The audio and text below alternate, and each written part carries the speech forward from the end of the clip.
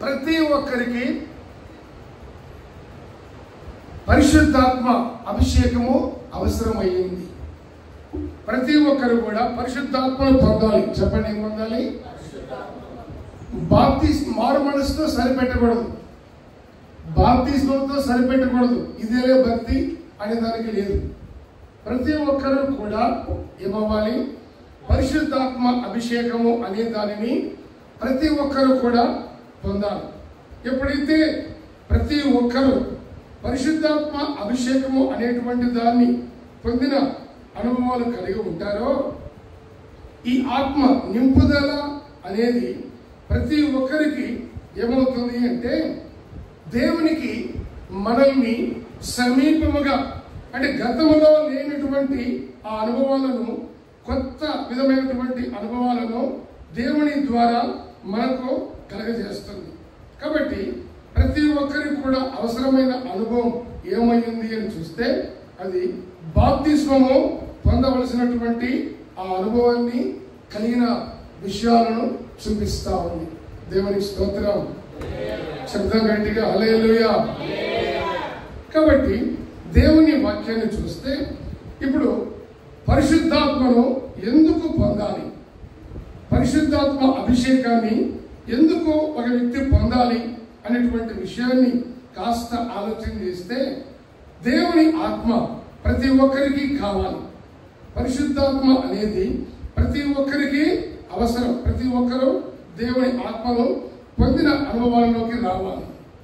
ఎందుకు దేవుని ఆత్మను పొందాలి, కారణం ఏమిటి అనేటువంటి విషయాన్ని ఆలోచన చేస్తే చదువుదాం. కొరింథీ మొదటి పత్రిక 15వ అధ్యాయం 50వ వాక్యం. కొరింథీ మొదటి పత్రిక 15వ అధ్యాయం 50వ వాక్యం. సహోదరులారా, నేను చెప్పినది ఏమనగా రక్త మాంసములో దేవుని రాజ్యములో స్వతంత్రించుకొననేరవు. అంతే అంతే.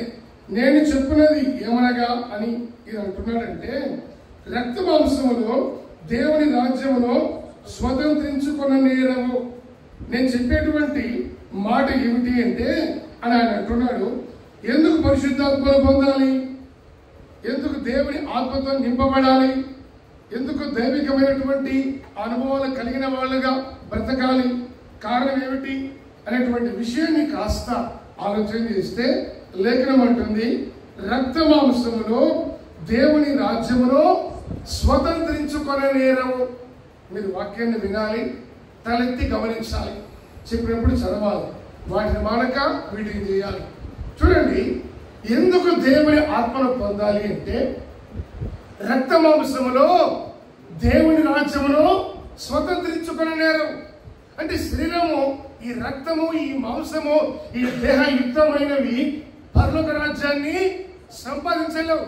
మరో మనసు పొందేవుగా సంపాదించలేవు, బాప్తిస్మాన్ని పొందేవుగా సంపాదించలేవు, నువ్వు ఏం చేసినా సంపాదించలేవు. మరి ఏమవ్వాలి అని చూస్తే, నీవు దేవుని ఆత్మతో నింపబడాలి.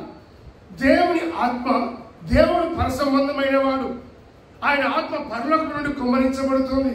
కాబట్టి నీవు పరసంబంధిగా లోకంలో బ్రతకాలన్నా, లోకాన్ని విడిచిపెట్టి పరలోక రాజ్యంలో చేరాలన్నా, ఆ పరలోకపు ఆత్మను, పరలోకపు దేవుని ఆత్మను, పరిశుద్ధ ఆత్మను నీవు పొందాలి.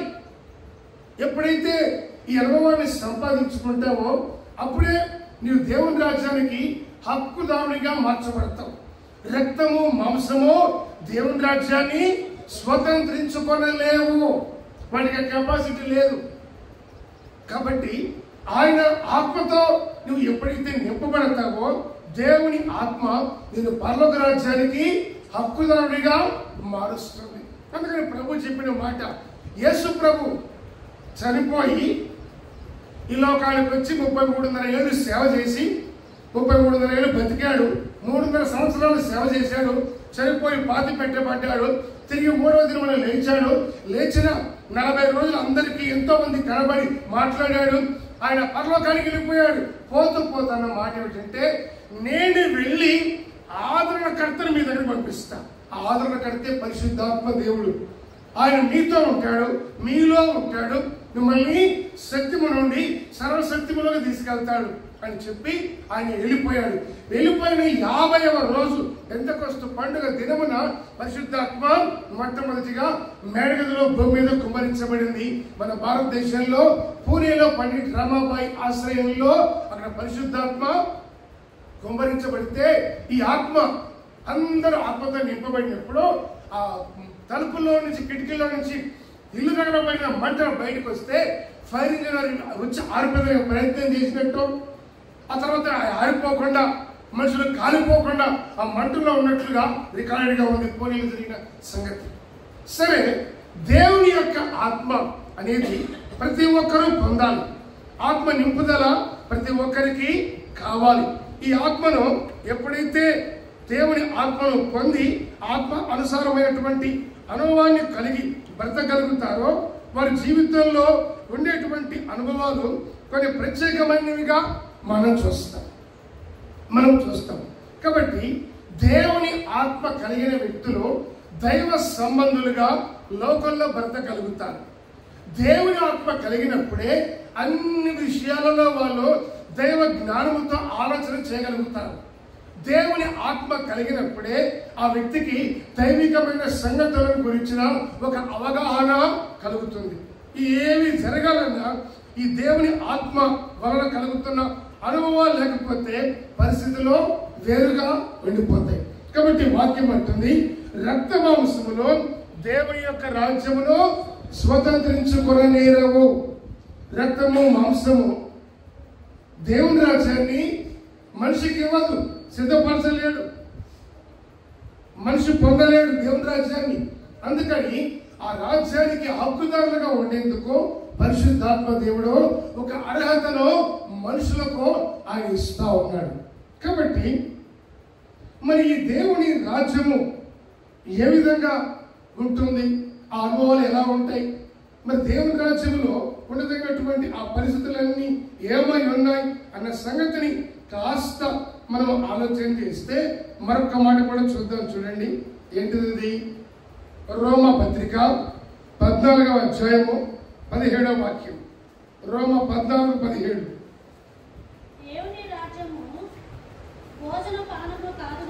దేవుని రాజ్యము భోజనము పానము కాదు గాని నీతియు సమాధానమును పరిశుద్ధాత్మ యందలి ఆనందమునై ఉన్నది. Praise the lord.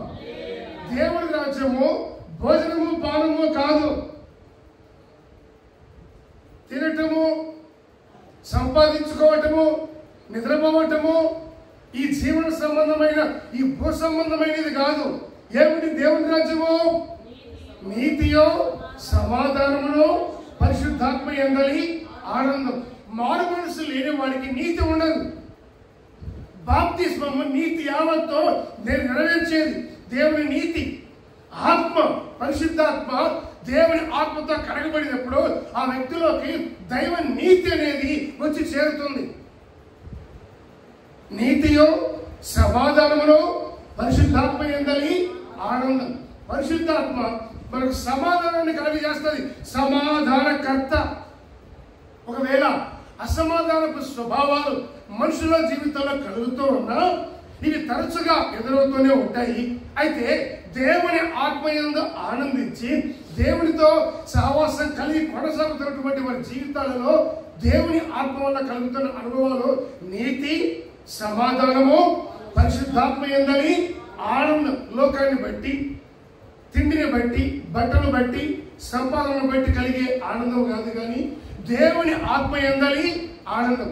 ఇప్పుడు డబ్బులు కావాలి, డబ్బులు లేకపోతే బాధపడాలి, ఇంకేదైనా సమస్య ఉంటే బాధపడాలి, రకరకాల కారణాలు ఉంటాయి, బాధపడేదానికి ఎన్నెన్నో ఉంటాయి.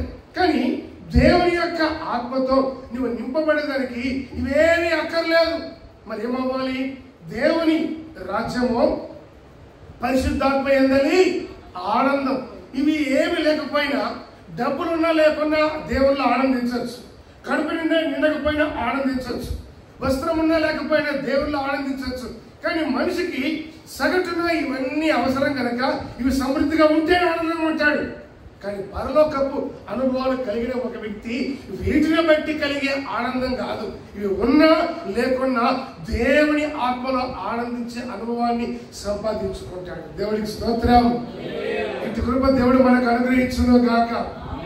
దేవుని ఆత్మ యందలి ఆనందము అని లేఖనము తేటగా బోధిస్తా ఉంది. కాబట్టి మన వ్యక్తిగత అనుభవాలు ఇవి కాస్త ఆలోచన చేస్తే ఏమవుతుంది అని చూస్తే, దేవుని యొక్క ఆత్మతో మనకున్నటువంటి ఎన్నో అనుభవాలు మనకున్నాయి. కాబట్టి దేవుడు చాలా మంది అడుగుతారు, ప్రార్థన చేస్తారు, మాకు ఇవ్వట్లేదండి, రావట్లేదండి ఆత్మ. వాళ్ళకి బాగానే వస్తుంది, వీళ్ళకి బాగానే వస్తుంది, మధ్యలో నేనే పాపం చేశాను, అడుగుతున్నాను, ప్రార్థన చేస్తూనే ఉన్నాను, కానీ ఎంతకీ ఆత్మ రావట్లా అని చెప్పి అంటూ ఉంటారు. ఇప్పుడు ఒక విమానం దిగాలి అంటే అక్కడ పడితే అక్కడ దిగుతుందా? మన ఎదురుగా ఇంత ఓపెన్ ప్లేస్ ఉంది, అక్కడ దిగుతుందా? ఎందుకు దిగదు? అది దిగాలంటే దానికి కావాల్సిన వసతి ఉండాలి. ఫోన్ కోసం వెళ్ళాను కదా, పాస్టర్ గారు తీసుకెళ్లారు, అన్నా మీరెప్పుడు మీ జీవితంలో మర్చిపోలేని ఒక సర్ప్రైజ్ నీకు ఇస్తున్నా అని చెప్పాడు. అవునరా? అవును. ఏంటిది? సరే, కొత్త ఫోన్ ఏదైనా మంచి స్పెషల్ పని మనం చూసాడేమో, తక్కువైతే ఇస్తాడేమో, ఇంకేదైనా అనుకున్నా. తీరా చూసరికి అది స్టేడియం గ్రౌండ్ తీసుకెళ్తే అక్కడ హెలికాప్టర్ ఆగుంది. వాళ్ళు వీళ్ళవి వస్తే మీ పేరు కానీ పిలిచారు. అందరూ ఒక 6 మందిని, చాలా మంది ఉన్నాము మా ట్రిప్లో, తీసుకెళ్ళి హెలికాప్టర్లో కూర్చోబెడితే నాకు షాక్ అయిపోయింది, ఆశ్చర్యమైంది. ఎప్పుడైనా అనుకున్నారా ఎక్కుతానని? ఎప్పటి నుంచో అనుకున్నా, ఎక్కితే కాకపోతే దా దా దా దా అనుకునే వాళ్ళు చిన్నప్పుడు. వచ్చిద్దా, వస్తున్నా పిలిచాక రాకుండా ఉంటారా అని. ఎప్పటి నుంచో ఉంది. ఫ్లైట్ కాబట్టి ఎక్కవచ్చు, పెద్ద పనేవి కాదు. కానీ ఇది ఎట్లా అనేసరికి ఇది అట్లా పెట్టారు, చూద్దాం ట్రైల్ అని ఇంత అని చెప్పారు. అందుకని మీకు నేను టికెట్ తీపించానని చెప్పేసి కొండపల్లిలో పాస్టర్ గారు తీసుకెళ్తే అప్పుడు వెళ్ళొచ్చాం. ఇప్పుడు ఎక్కడ పడితే అక్కడ దిగాలని దిగొచ్చా? దిగలేవు. ఇక దీన్ని దాన్ని చూసి ఇక నాకు తెగ బాధపడిపోయే, కొత్త ఫోన్ కొనుక్కుంటే బాగా తీసుకుండేవాడిని అని చెప్పి, మీరు ఫోన్ తీసుకోవాలంటే కుదరదండి, మీరు హెవీ పెట్టున్నారు, ముందు కూర్చోకూడదని వెనకాల చూసేసారు. సరే అని చెప్పి వెనకాల కూర్చొని అటు ఇటు తిప్పి 10 నిమిషాలు అయ్యి కాకపోతే తీసుకొచ్చి మళ్ళీ దిగిపోమని చెప్పారు. అంతే నేను చెప్తానే ఉన్నా. అది ఆపేసి మొత్తం చూసి బాగా కాస్త కళ్ళతో అన్ని గిరగరా తిరిగితే బాగుంటుంది అని సరిగ్గా దీన్ని చూసుకుంటాలే, దాన్ని చూడకపోయినా ఎక్కడ పడితే అక్కడ దిగాలంటే కొన్ని దిగావు, కుదరవు. రోడ్డు బాగలేకపోతే 4 వీలర్స్ రాలేవు. మరి దేవుని ఆత్మ దిగాలంటే నీకు ఆ ఆత్మకు అనుకూలత నీ హృదయంలో నువ్వు ఎంత ఇచ్చావు దాన్ని బట్టి దేవుని ఆత్మ దిగడం జరుగుతుంది. కాబట్టి ఫ్లైట్ ల్యాండ్ అవ్వాలంటే రన్వే ఉండాలి, ఎయిర్పోర్ట్ కావాలి, దానికి అనుకూలంగా ఉన్నవి ఎన్నో కావాలి. అవి లేకపోతే ఒక వెహికల్ దిగలేనప్పుడు మరి దేవుడి ఆత్మ నీలోకి దిగాలంటే ఎట్లా దిగుతుంది? పరిశుద్ధాత్మ దేవుడు ఎలా వస్తాడు ఆయన? అందుకని కావలసింది ఏమిటి, ఎవరికి దేవుడు ఇస్తాడు అని చూస్తే చూడండి ఒక మాట. అపోస్తల కార్యములు 5వ అధ్యాయం 32వ వాక్యం చదువుకుందాం. అపోస్తల కార్యాలు 5:32 చదవండి.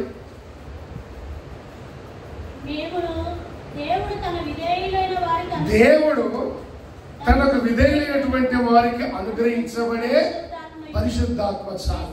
దేవుడు ఎవరికి ఆత్మని ఇస్తాడంటే ఆయనకు విధేయులైన వారికి. ఎవరు తెలిసి చెప్పండి, ఎవరికి ఇస్తాడు?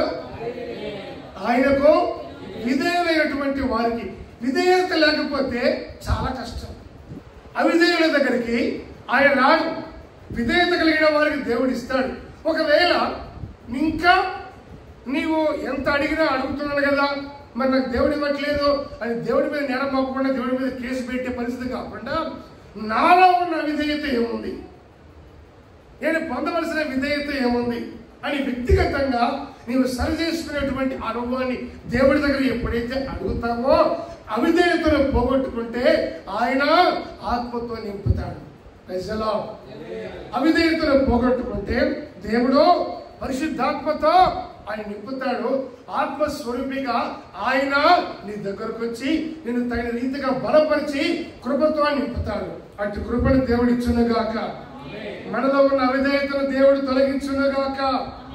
మనకుగా మనం అవిధేయతను పోగొట్టుకోవాలి. పరిశుద్ధాత్మ నింపుదల కొరకు మనము అడగాలి. లోకంలో కొన్నిటి మీద మనసు పెట్టుకొని అని వదులుతాను కానీ దీన్ని వదలను, అని వదులుతాను కానీ ఇదిగో ఈ అలవాటు వదలలేను, దాన్ని వదలలేను, దీన్ని వదలలేను అని ఏదో ఒకటి అంతరంగంలో పెట్టుకున్నంత కాలము విధేయత కాదు. క్రీస్తు కొరకు దేవుని ఆత్మతో నింపబడేదాని కొరకు విధేయత. విధేయత అంటే అన్ని విధాలుగా దేవుని వాక్యానికి విధేయత, లోబడగలిగినటువంటి స్వభావం. ఈ అనుభవం ఎప్పుడైతే ఆయనకు మనలో కనబడుతుందో, నీలో కనబడినప్పుడు ఆయన నీలోకి వస్తాడు, నిన్ను ఆత్మతో నింపుతాడు, నీలో నివాసం ఏర్పరచుకుంటాడు. Praise the lord. నిన్ను నివాసముగా ఆయన మలుచుకుంటాడు. సరే, ఆత్మకు కొన్ని స్వభావాలు ఉన్నాయి, మనిషికి కొన్ని గుణగణాలు ఉంటాయి, మనుషులకు రకరకాల స్వభావాలు ఉంటాయి. కొన్ని నచ్చుతాయి, కొన్ని నచ్చవు, కొన్ని బాగున్నా నచ్చవు, కొన్ని బాగాలేనివి ఎట్లా నచ్చవు, బాగున్నా కూడా కొన్ని నచ్చవు, కొందరికి బాగాలేనివే నచ్చుతా ఉంటాయి. ఇప్పుడు రకరకాలుగా ఉన్నాయి. ఇది బాగుంది కదా, దీన్ని తీసుకోవచ్చు కదంటే నాకు నచ్చలేదు అంటారా అనరా? ఇది బాగుంది కదా, ఈ మాట తీసుకోండి, నాకు నచ్చలేదు.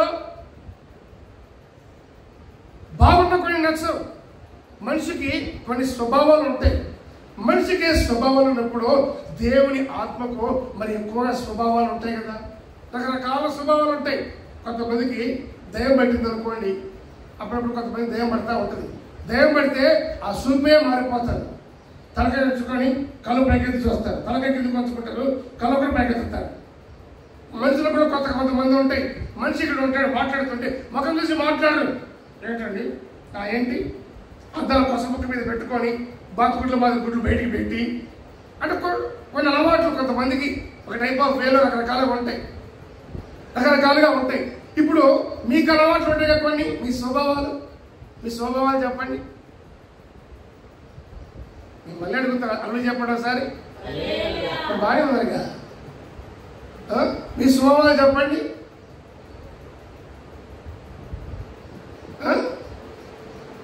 తింటే వండి పెట్టింది మీరు ఇంటికి పోయిన తర్వాత అదే తినాలి. వింటే మీ స్వభావాలే వినాలి. ఇంత పాపిష్టి స్వభావాలు భూగోళ మీద ఉంటాయా? యథార్థవంతులు పోతే పైన రకానికి కానీ యథార్థవంతులు ఒప్పుకుంటూనే పోతారు అన్ని యథార్థంగా. మనిషికి కొన్ని స్వభావాలు ఉంటాయి. నేను ఇంతే సరే, అది అవునా కాదా కాస్త ఆలోచన, ఎందుకు ఇట్లా ఉన్నారు, ఎందుకు అట్లా ఉన్నారు, ఒక చిన్న తలంపు, రకరకాల స్వభావాలు. సరే, దేవుని ఆత్మకు కూడా స్వభావాలు అనేటివి కొన్ని ఉన్నాయి. ఏమున్నాయి? ఆ స్వభావాలను తెలుసుకోవాలి అని అంటే ముందుగా కొన్ని సంగతులు ఈ పూట మనం ధ్యానించుకుందాం. చూడండి, ఎఫెసీ పత్రిక 4వ అధ్యాయము 30వ వాక్యం.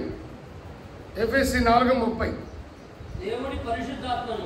దేవుని పరిశుద్ధాత్మను దుఃఖపరచుకుడి, విమోచన దినము వరకు ఆయన యందు మీరు ముద్రింపబడి ఉన్నారు.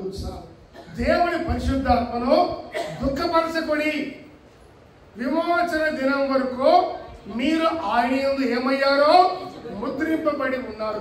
చాలా అమూల్యమైన మాట. ఆయన స్టాంప్ వేస్తాడట, దేవుని ఆత్మ చేత స్టాంప్ వేస్తాడు. ఆయన ముద్రింపబడి ఉన్నారు. కాబట్టి దేవుని పరిశుద్ధాత్మని మీరు ఏమవ్వాలి? దుఃఖపరచద్దు, దుఃఖపెట్టద్దు. అంటే పరిశుద్ధాత్మకు ఉన్నటువంటి స్వభావం ఏంటి? దుఃఖపడే స్వభావం ఉందా లేదా? అలా చెప్పండి. రాసే వరకే వెంటనే మళ్ళీ రావాలి, అక్కడే ఉండకూడదు. దీని కింద ఇదే బాగుంది, దీని కింద ఏదో ఈ వాక్యం ఇట్లాంటి కూడా రాస్తున్నాయి బైబిల్లో. నా బైబిల్ ఇప్పుడు చదవలేదు కానీ చదువుకుంటూ పోవాకండి. వాక్యం చదివారా? చెప్పింది వారికే చదవాలి, గమనించాలి. లేఖనాన్ని గమనిస్తే విమోచన దినం వరకు అంటే ఈ లోకాన్ని నుండి వదిలిపెట్టి వెళ్ళిపోయే ఆ రోజు వరకు మనము పరిశుద్ధాత్మతో ఈ లోకంలో ఉన్నంత వరకు కలిసి ఉండాలి. ఆయన ముద్రింపబడిన వాళ్ళపై ఉండాలి. కాబట్టి నీవు ఆయనను దుఃఖపరచొద్దు.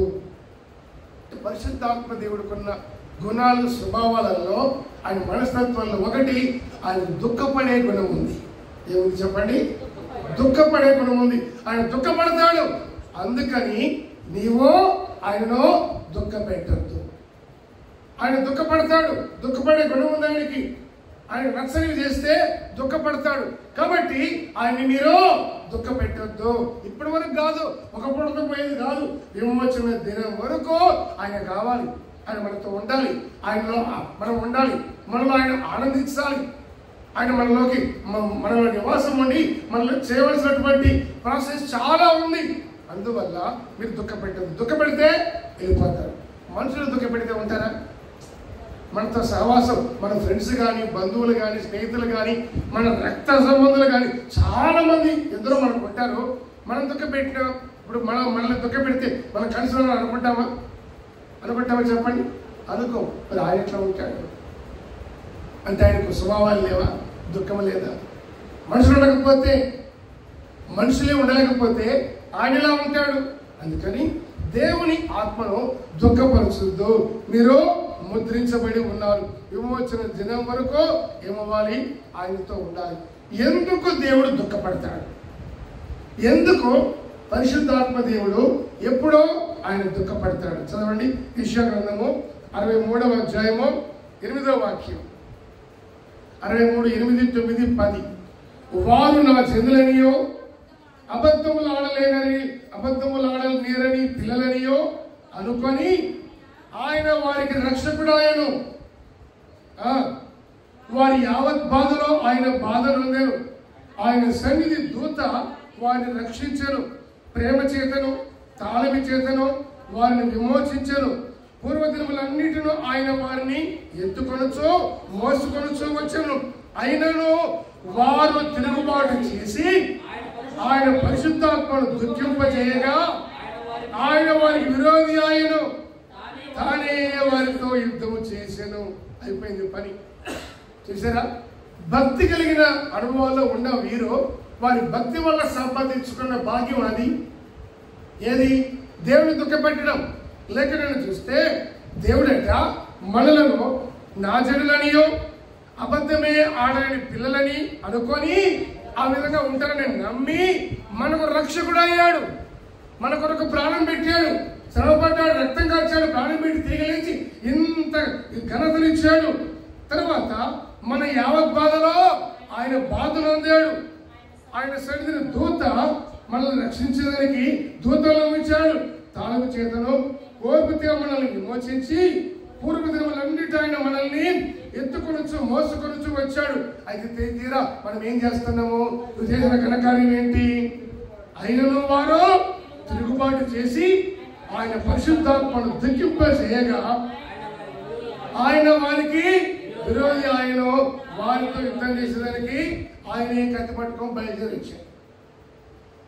దుఃఖింపజేయగా అంటే దేవుని పరిశుద్ధాత్మను వాళ్ళు ఏం చేశారు? దుఃఖపెట్టారు. దుఃఖపెట్టాడు. సర్దుకొని సహించి ఇక నా వల్ల కాదని వదిలేసి మనతో ఉండి రక్షణ ఇచ్చి అబద్ధమాడదే పిల్లలండి అని చెప్పి మనకు అంత ఘనతనిచ్చి గొప్ప చేసిన దేవుడు చివరికి ఆయన విరోధయ్యి ఆయన యుద్ధానికి దిగి వస్తే ఇక పరిస్థితి ఎట్లా ఉంటుంది? అప్పటి వరకు మన కొరకు ప్రయాసపడి, అప్పటి వరకు అన్ని చేసి, అప్పటి వరకు అంత ఘనకార్యాలు చేసి ఆ పని చేస్తే ఎలాగుంటుంది పరిస్థితి? ఒకసారి ఆలోచించాలి. అందువలన మన వ్యక్తిగత ఆత్మ సంబంధమైన ఆ అనుభవం ఏమవుతుంది అనేటువంటి విషయానికి వస్తే మనల్ని మనము కాస్త జాగ్రత్త తీసుకొని మనల్ని కాపాడుకోవడం అవసరం. దేవుని ఆత్మలో దుఃఖపరచకూడదు. ఇప్పుడు చెప్పండి, అవిధేయత చూపిస్తే దేవుడు దుఃఖపడ్డాడు, వాళ్ళు అవిధేయులయ్యారు. దేవుడు వాళ్ళకి ఎన్ని చేసినా అవిధేయత చూపిస్తున్నారు. అందుకని ఆయన దుఃఖపడి విరోధయ్యాడు. ఇప్పుడు అవిధేయతగా ఉండేటువంటి పనులు ఎట్లా ఉంటాయి చెప్పండి? కొన్ని ఎక్కడికే చెప్పాలి మీరు తెలుసు. అవిధేయత అంటే ఏంటిది? అయ్యా చెప్పిన మాట వినకపోవడం. ఇంకా అయ్యా సకాలంలో చర్చకి రావకపోవడం అంటే అవిధేయత అని తెలిసిన తర్వాత దాన్ని ఎందుకు పెట్టుకోవాలి? నీకు అర్జెంటుగా అవసరమై పని కుదరక వచ్చావంటే తప్పులేదు. ఏ పని లేకుండా మీరు సిద్ధపడేందుకే టైం తీసుకున్నావంటే తప్పు, అవిధేయత. పదే పదే అదే ఆలస్యం అంటే అవిధేయత. సరే, ఇంకా చెప్పండి. అవిధేయతతో కూడుకున్న సంగతులు ఏవి ఏమున్నాయి మనిషిలో? క్రమశిక్షణ లేకపోవడం అవిధేయత. ఇంకా చాలా ఉన్నాయి అవిధేయతలు. మీకు చాలాసార్లు చెప్పా, స్కూల్లో ఒక పిల్లల్ని జాయిన్ చేసిన వెంటనే చదువు చెప్తారా? చదువు చెప్పరు. లైన్గా రావాలి, నిలబడుకో, ఆదిరి ఎట్లా పలకాలి, లైన్ నిలబడుకోవాలి, టీచర్ రాగానే లేచి నిలబడాలి, గుడ్ మార్నింగ్ చెప్పాలి. క్రమశిక్షణ, ఒక ఆర్డర్ అనేది నేర్పుతారు. ఆ తర్వాత చదువు. నీకు ఎంత చదువు ఉన్నా క్రమం లేకపోతే విలువ లేదు. అందుకే స్కూల్ వదిలిపెట్టి వచ్చినప్పుడు కాంట్రాక్టర్ సర్టిఫికేట్ వస్తారు, ఒకటి ఇస్తారు. గొడవలు చేయలేదు, పోలీస్ కేసులు పెట్టుకోలేదు, ఏమీ లేవు అని ప్రవర్తన గురించి ఒక సర్టిఫికేట్ ఇస్తారు. తెలుసా? అయ్యా ఇచ్చారు నాయన, ఉన్న సర్టిఫికేట్ మీకే ఇచ్చుంటారు. ఎందుకంటే ఇంత సత్ప్రవర్తన అనేది ఎవరికి లేదు కదా. ఇక మా బడిలో, మా కాలేజీలో ఈ నిలు తప్పితే అర్హులో ఎవరికి నో ఛాన్స్, నో చాయిస్ అని చెప్పి ఉన్న సర్టిఫికేట్ రాసి మీకే ఇచ్చింటారు. దండగొట్టి మెడకేసుకోండి అని చెప్పి. అంటే విధేయత కనబడాలి కదా. అవిధేయత, మాట వినకపోవడం, మాట టయానికి రావటం, క్రమం. ఈ ఎంతటి ఆత్మీయతలో ఎదిగినా నీలో క్రమం లేకపోతే నీకు విలువ ఉండదు. అది ఇంట్లో కానీ, బయట కానీ, ఎక్కడైనా నువ్వు చేసే పనిపాట్లలోనైనా, నీ ప్రొఫెషన్లో ఎక్కడైనా సరే మొదట ఒక ఆర్డర్, క్రమం అనేది లేకపోతే చాలా కష్టం. మాట వినకపోవటం. మాట ఏమిటి? బాప్తిజం మొదట. మాట ఏమిటి? నేనంటే మాట అదే కదా, బాప్తిస్మాన్ని పొందాలి. పొందట్లేదు. ఏమిటది? అవిధేయత. అవిధేయులకు దేవుడు ఏమవుతాడంట? చుట్టమా బంధువా? విరోధి. ఇప్పుడు దేవుడి విరోధిగా ఉండి ఆయన విరోధికి ఎవడన్నాడు అని కుక్కోసం కర్ర తీసుకుని వస్తాడు, పాము వస్తే కొంచెం తీసుకుని వస్తాడు. దొంగోడేస్తే చెప్పండి ఏం చేస్తారు? దొంగోడేస్తే పట్టుకొని చేయాల్సినటువంటి కార్యక్రమాలను చేసి అంతతో వదిలిపెట్టగా పట్టించే వాళ్ళకి పట్టించేస్తారు. ఈ లోపలే వాళ్ళకి స్వనం వస్తారు శుభ్రంగా. అంటే అవిధేయత రేజ్ అయ్యేదాన్ని బట్టి వచ్చేటువంటి రిజల్ట్ అనేది ఉంటుంది. ఇప్పుడు మరి అవిధేయత కలిగి ఉంటే ఎంతకీ మారు మనసు, బాప్తిస్మం అనేది లేకపోతే దేవుడు వాళ్ళకి ఏమయ్యాడంట? విరోధయ్యాడని. ఆయన విరోధంగా ప్రవర్తిస్తే మిగతా వాళ్ళ పరిస్థితి ఏంటి? మనం ఏమవుతాం? ఉంటామా భూమి మీద? ప్రశాంతంగా బతకగలుగుతామా? సంతోషంగా ఉండగలుగుతామా? చెప్పండి. దేవుడి విరోధిగా ఉంటే. మరి ఇట్లా ఉన్నామంటే ఎంత అవిధేయత ఉన్నా ఆయన రేపు విధేయతలకు వస్తారని, అబద్ధములు ఆడలేని పిల్లలని, నా జనులని మన మీద నమ్మకం పెట్టుకొని ఎదురు చూస్తున్నాడు. ఎప్పటి వరకు? ఆయన ఓపిక సంపూర్ణమయ్యే వరకు ఎదురు చూస్తాడు. తర్వాత లాభం లేదు. అందుకని నేడు అనే సమయం ఉండగానే ఏమవ్వాలి? పరిగెత్తి ఆత్మీయతను మనం కాపాడుకుని అనుభవాన్ని పొందుకునే రీతిగా మనం ఉండాలి. కాబట్టి ఆయన ఏమయ్యాడో వారి యావత్ బాధలో ఆయన బాధ నుండి అన్ని చేస్తే విరోధమైపోయారట. తిరిగి ఆయన విరోధమైపోయాడు. వాళ్ళకి దేవుడే తన ప్రజలకు విరోధమైపోయాడు. ఎందువల్ల? కారణం ఏంటి? అవిధేయత. నీలో అవిధేయత ఉన్నంత కాలం నిన్ను అవిధేయత దేవుడికి విరోధిగా నిన్ను మార్చి ఇంకొంచెం దూరం చేస్తుందే తప్ప, తప్పిస్తుందే తప్ప నేను దేవుడికి సమీపంగా చేయదు. అవిధేయత ఎప్పుడు కనపడుతుంది? వాక్యాన్ని గట్టిగా విన్నప్పుడు, మనకు నొప్పి తగిలినప్పుడు, మనకు చురుగు తగిలినప్పుడు, ఎవరు కొట్టారు నన్ను, నేను ఇంత ఇట్లా ఉంటానా, నేను ఇంత మంచోడిని అయితే, ఇంత ఉత్తముడిని అయితే సర్టిఫికేట్ ఇవ్వాల్సింది పోనిచ్చి అవిధేయాలని చెప్తారా? వాక్యము ఇటువంటి కష్టమని చెప్తారా? అలాంటి స్వభావాల్లో మనసుకు దేవుడు మాటలు గురుసుకున్నప్పుడు ఆ రియాక్షనే అవిధేయత. కలిగేటువంటి అవిధేయ సంబంధమైనదే ఆ వ్యక్తిని దేవుడి నుండి దూరం చేస్తుంది. కనుక నీ అవిధేయత నువ్వు పోగొట్టుకుంటే నువ్వు దేవుడితో ఉంటావు. దానికి అవకాశం ఇస్తే అది నిన్ను దేవుడికి దూరంగా చేస్తుంది, విరోధం చేస్తుంది. చివరికి దేవుడికి విరోధి గడిచిన వాడు ఎవరైనా ఉన్నాడా? ఎవరు లేదు. అందుకని నీవు నష్టపోకుండా ఉండాలి అంటే అవిధేయతను పోగొట్టుకోవాలి. నువ్వు విధేయునిగా దేవుని ఎదుట ఉండాలి. కాబట్టి విధేయత అనేటువంటి ఆ అనుభవం ఏమవుతుంది అంటే నిన్ను దేవుడికి ఉన్నతమైన అనుభవాన్ని తీసుకొచ్చేటువంటి అనుభవాన్ని సమకూరుస్తుంది. రెండవదిగా అంటే ఈ మాటలో మరొక మాట చదవండి. మత్తయి సువార్త 12:32 మనుష్య కుమారునికి విరోధముగా మాట్లాడు వారికి పాపక్షమాపణ కలదు గాని పరిశుద్ధాత్మకు విరోధముగా మాట్లాడు వారికి ఏ యుగమందైనను రాబో యుగమందైనను పాపక్షమాపణ లేదు. మనుష్య కుమారుడికి ప్రభు అయిన యేసు క్రీస్తుకు విరోధంగా మాట్లాడిన వాడికి పాపక్షమాపణ ఉంది. కానీ దేవుని ఆత్మకు విరోధంగా మాట్లాడిన వాడికి ఈ యుగమందైనా రాబో యుగమందైనా క్షమాపణ లేదు. కాబట్టి నీ మాట ఎలా ఉంది, నీ మాట ఎట్లా ఉంటుంది జాగ్రత్తగా చూసుకోవాలి. జాగ్రత్తగా చూసుకొని కాపాడుకోవాలి. అవిధేయతగా ఉన్నావో ఏ యుగాల్లోనైనా ఎన్ని యుగాలకైనా నీకు క్షమాపణ లేదు. అందువల్ల నీవు క్షమించబడేటట్లుగా ఇప్పుడే నీలో ఉన్న అవిధేయతను పోగొట్టుకోవాలి. దేవునికి స్తోత్రం చెప్పాలి గట్టిగా నోటి తెరిచి అందరూ.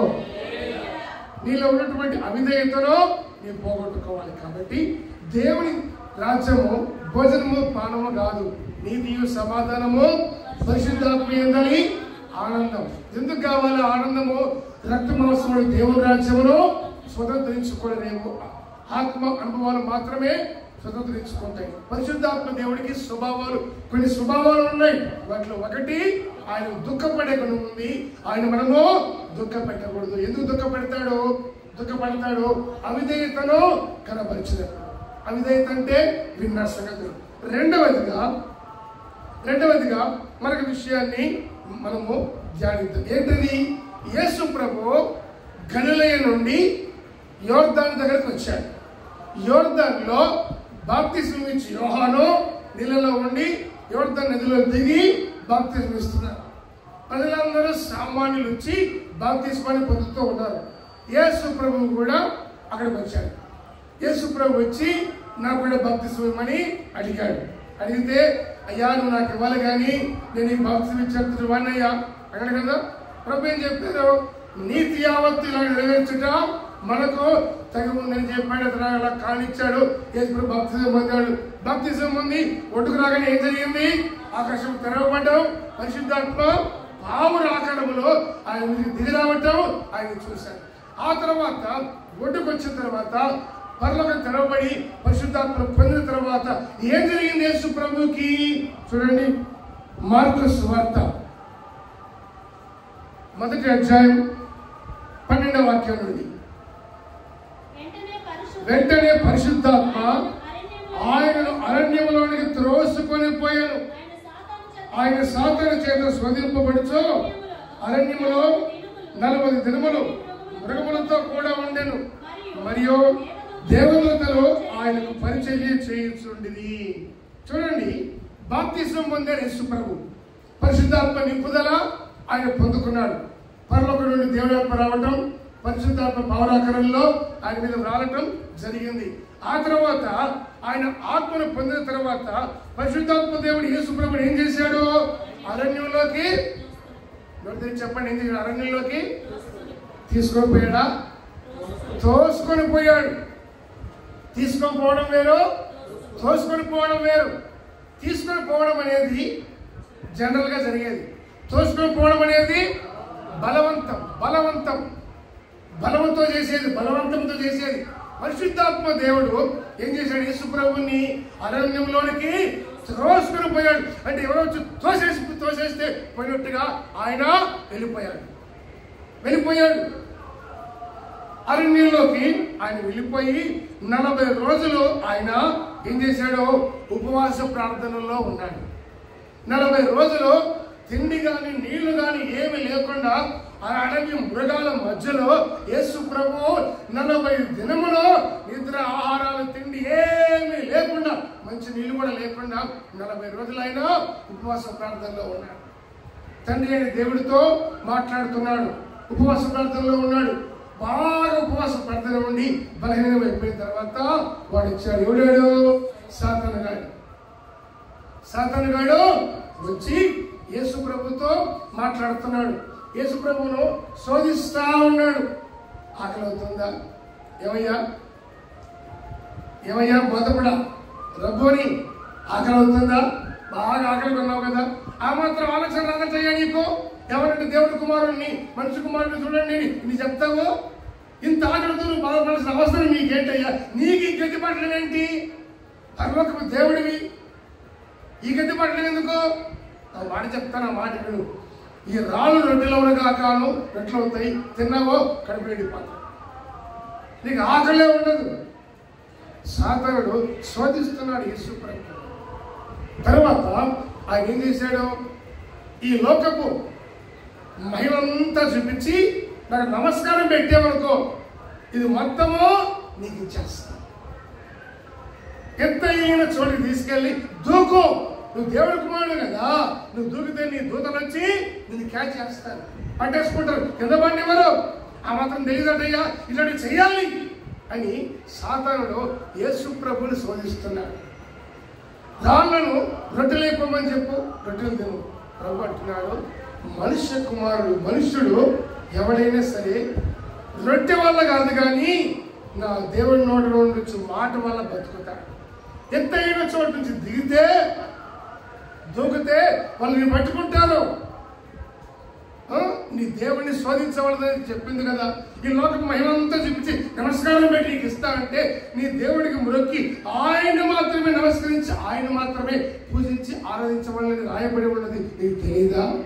అంటే సాతాన్ని గెలవాలి అంటే దేనితోనే గెలవలేవు. దేంతో గెలవాలి? దేవుని వాక్యం అనే కంఠంతో మాత్రమే సాతాన్ని గెలవగలము కానీ దేవుని ఆత్మతో గెలవలేము తప్ప ఇక దేంతో గెలవలేము. దేవుడు మన కృపనిచ్చును గాక. అందుకని మన ఆత్మీయత ఏమవ్వాలంటే దేవుని ఆత్మను పొందినదిగా కనపడాలి. ఈ పోరాటంలో, ఈ శోధనలో పరిశుద్ధాత్మను పొందకపోతే పరిస్థితి ఇంకెంత బలహీనంగా తీసుకుపోయేదో, ఎంత ఘోరంగా మారిపోయాదో చెప్పలేదు. అందువల్ల దేవుని ఆత్మ యేసు ప్రభువుని అరణ్యానికి తీసుకొని పోయింది. దేవుడు అక్కడ శోధించింది సాతానుగాడు. తీసుకొని పోయిందని కారణం మాత్రం పరిశుద్ధాత్మ దేవుడు తీసుకొని పోయాడు. అంటే దేవుని యొక్క స్వభావం ఏమిటి అంటే శోధనలో నీవు జయ జీవితాన్ని సంపాదించాలి. శోధనలో నుండి నీవేమవ్వాలి? జయాన్ని నీవు పొందాలి. ఎప్పుడైతే ఈ జయ జీవితపు అనుభవాలు నీవు కలిగి ఉంటావో నీ ఆత్మీయ జీవితంలో వాటి ద్వారా నీవు ఉన్నతమైన ఆత్మీయతను సంపాదించుకుంటావు. శోధనను జయించేదానికి పరిశుద్ధాత్మ దేవుడు ఆయన కృపణిస్తాడు. ఆకలి అవుతుందా? రాళ్ళు రొట్టెలు చేసుకో. లోకం మహిమంతా చూడు, ఇది పైనుంచి దోకు. ఇదే మాటలో ఆదాముతో చెప్పాడు సాతానుగాడు. ఏమని? అన్ని తినమన్నాడా లేకపోతే ఏదన్నా తినొద్దని చెప్పాడా? అదొక్కటి తినబోతున్నాడు.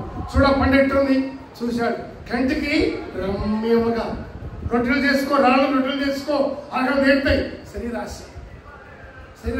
నేత్రాశ. చూడగానే అబ్బా భలే ఉందిగా, నొరుతా ఉంది, తినబుద్ధి అవుతుంది. పంట చూడగానే లోకం భయమంతా చూడు, నేత్రాశ. అది తిన్న తర్వాత కళ్ళు తెరవబడతాయి. జీవపు డంబం ఈ భయమంతా నీకు చేస్తాడు. రకరకాలుగా సాతానుడు ఏం చేస్తున్నాడు? శోధిస్తున్నాడు. వాక్యముతో సంబంధం లేక వాక్యాన్ని శోధన కాలంలో దేవునితో సహవాసాన్ని విడిచిపెట్టినందువల్ల ఆదామవ్వలు దేవుడి చిత్తంలో నుండి తొలివేయబడ్డారు. దాన్ని పోగొట్టుదలికే ప్రభువైన యేసుక్రీస్తు వచ్చాడు. మరలా వాడు వచ్చాడు. ఆదిలో అప్పుడు వచ్చిన వాడే మరలా ప్రభు దగ్గరకు వచ్చి ఆయన కూడా ఏం చేయాలని చూస్తున్నాడు? ఆదాము వల్ల పడగొట్టింది సులభంగా పడగొట్టాలని యేసు ప్రభుకి ఎసరు పెట్టాడు. ఇక మిగతా వాళ్ళు ఎంత ఏమండి? యేసు ప్రభుని శోధిస్తున్నాడు. ఆయన వాక్యముతో దేవుని వాక్యము నీ హృదయంలో ఉన్నప్పుడు వాక్యము ద్వారా నువ్వు జయ జీవితాన్ని సంపాదించుకుంటావు. పరిశుద్ధాత్మ దేవుడు నీతో ఉంటాడు. నువ్వు లేకపోతే ఆయనకు దూరంగా నీవు ఉంటే నీకుగా నీవు దేనిని గెలవలేవు, జయించలేవు. అందుకే జయించేటువంటి ఆయన సహాయము మనకు కావాలి. సరే, ఈ సంగతులన్నీ కూడా ఏం చేశాడో ఆయన జయించి ఈ మాటల ద్వారా సాతానును యేసు ప్రభు జయించాడు. ఎప్పుడైతే ఈ శోధించిన విషయాలన్నిటినీ వాక్యముతో దేవుడు ఎదిరించాడు, ఆయన ఆత్మ నిపుణుల కలిగి ఉన్నాడు కదా, వాక్యము కలిగి ఉన్నాడు, వాక్యంతో ఎదిరించాడు, పరిశుద్ధాత్మతో నింపబడ్డాడు. కాబట్టి సాతానుగాడు ఏమి చేయలేక ఏం చేశాడు, బాగా మండుతున్నావు కానీ ఇప్పుడు మంచి ఉద్యోగంలో రేసింగ్ లో ఉన్నావు కానీ మళ్ళీ వస్తా, నువ్వు కొలవుతావు కదా, మందిరంలో ఉండి తెగంటున్నావు, తెగ రాస్తున్నావు కదా, ఇంటికి వస్తా, నువ్వు బయటికి రా, నీ సంగతి చూస్తా, కాస్త ఇప్పుడు రేసింగ్ లో ఉన్నావు కానీ కాస్త బయటికి రా, నువ్వు బయటకు వస్తావే, ఇంటికి నీ సంగతి చూస్తా. ఇంటికి పోగానే ఏదో ఒక హాస్యం మాట్లాడతాను, ఇదొక విషయం, తినే దగ్గర, తాగే దగ్గర, కూర్చున్న దగ్గర, ఇంకేదేదో ఏదో మందిరానికి వచ్చినటువంటి సంగతులన్నీ పోయి ఇంటికి పోగానే పెద్ద భూకంపం, గొడవ, రచ్చ, నానా రభస, సమాధానం కోల్పోవటం, ఏం మాట్లాడుతున్నాం అర్థం లేకుండా పోవటం, భయంకరమైన పరిస్థితి. ఏమైంది అది? వాడు ఇచ్చాడు, వాక్యం ఇచ్చావనా చిన్ని కన్నా దా అని చెప్పి ముందుగానే పోయి వాడు ఏం చేయాలని చేశాడు. ఇక ప్రతిదానికి నువ్వు రేజ్ అవుతూ ఇంకేదో అవుతూ ఉంటే వాక్యముతో నీవు దుష్టుని గెలిచేది ఎప్పుడు? వాడు నేను చూసి భయపడి పారిపోయేది ఎప్పుడు? బతికినంత కాలం రూపాయలు పట్టుకుని సరిపోతా ఉంటాయి.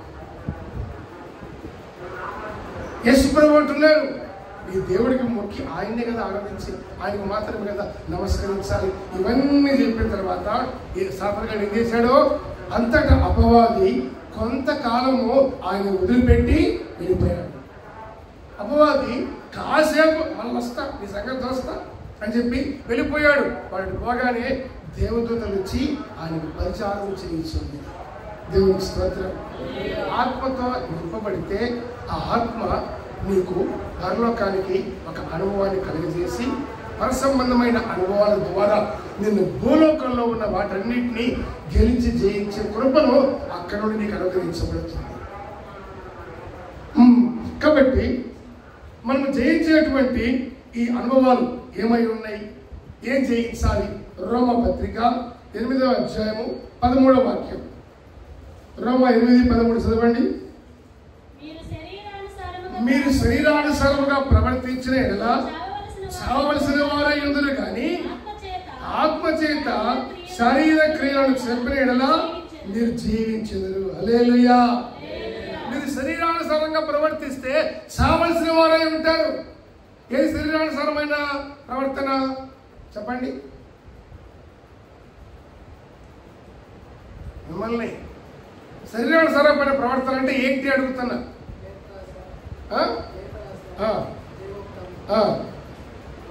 కరెక్ట్గా చెప్పండి. ఒకటి కరెక్ట్ అవే ఒకటి చెప్పండి. శరీరానుసారం ప్రవర్తించిన వారైతే ఇప్పుడు మీకు చెప్పిన సంగతులే ఏంటిది అది ఒకటి చెప్పండి.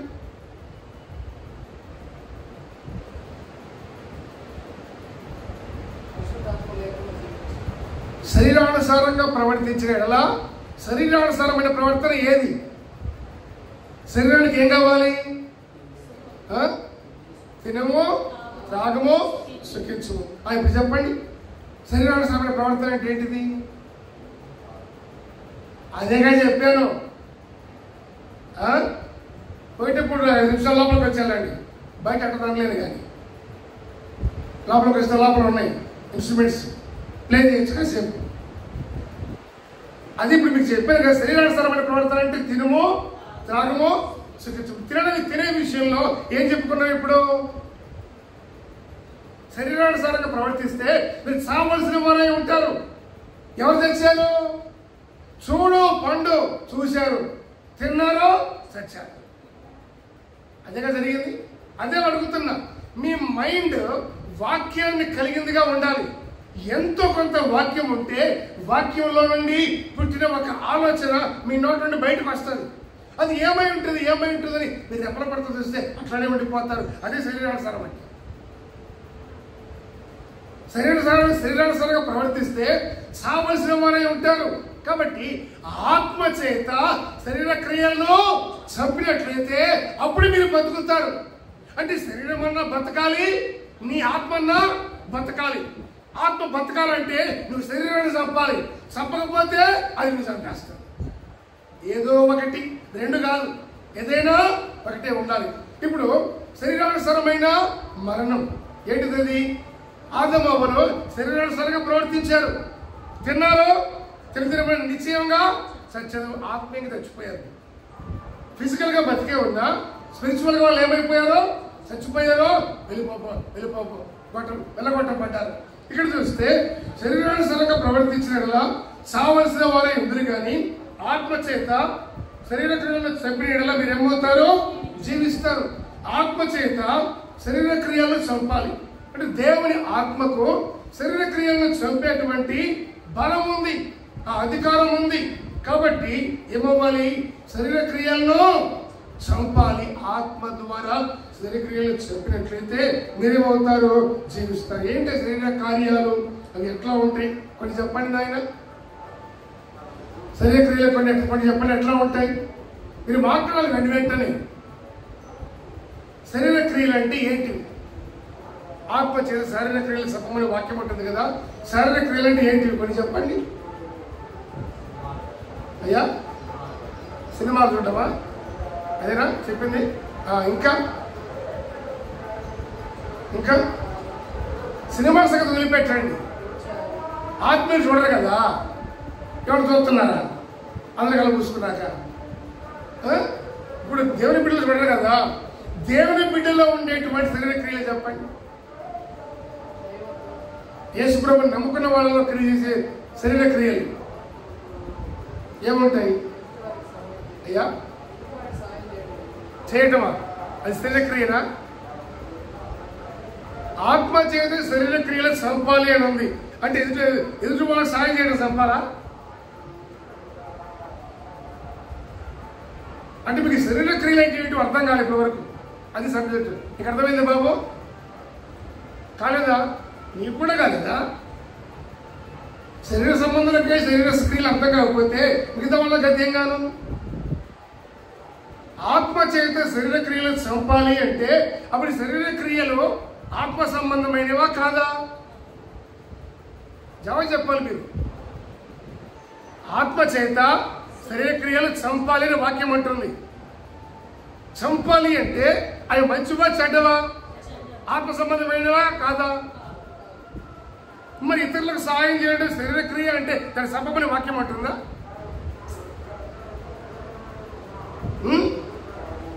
శరీర కార్యాలు అంటే ఎట్లాంటివి చదవండి. మీకు ఏమీ తెలియని అమాయకులు. మరి ఇంత టూపెచ్చి అమాయకులు దొరికేది నాకు ఈరోజు ఏ రోజు దొరకలేదు. గలతీ పత్రిక 5వ అధ్యాయము 19 నుండి 21 వరకు. గలతీ 5:19 నుండి చదవండి. ఏమన్నాయంట? ఏంటంటే అయ్యా మనతో చదువు. ఏంటంటే శరీర అవి ఆత్మ చేత శరీర క్రియలను శరీర కార్యాలను చంపితే ఏమవుతారో? మీరు జీవిస్తారు. ఇప్పుడు ఏంటి? మీరు మంచిగా అనుకుంటున్నారు ఇంకా. సరే ఇప్పుడు ఏంటి అవన్నీ చదువునైనా? ఏమనగా జారత్వము, అపవిత్రత, కాముకత్వము, విగ్రహారాధన, వ్యభిచారము, ద్వేషములు, కలహము, మత్సరములు, క్రోధములు, కక్షలు, భేదములు, విమతములు, అసూయలు, మత్తతలు, అల్లరితో కూడిన ఆటపాటలు మొదలైనవి.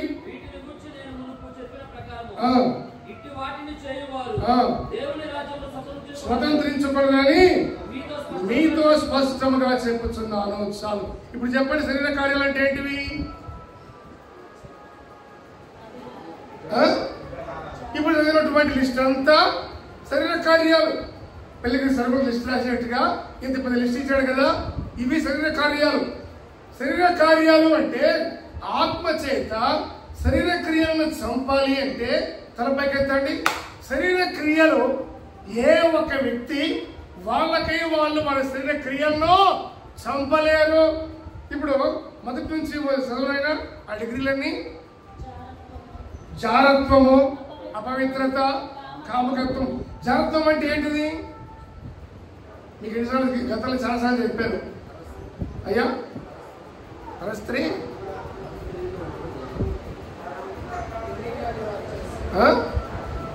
పెళ్లి కాకుండానే చేసే వ్యభిచారాన్ని జారత్వం అంటారు.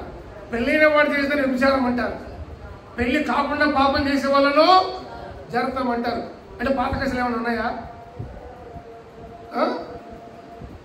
మాకు తెలియకుండా ఇక్కడ చూస్తే శరీర కార్యాలు స్పష్టమై ఉన్నవి.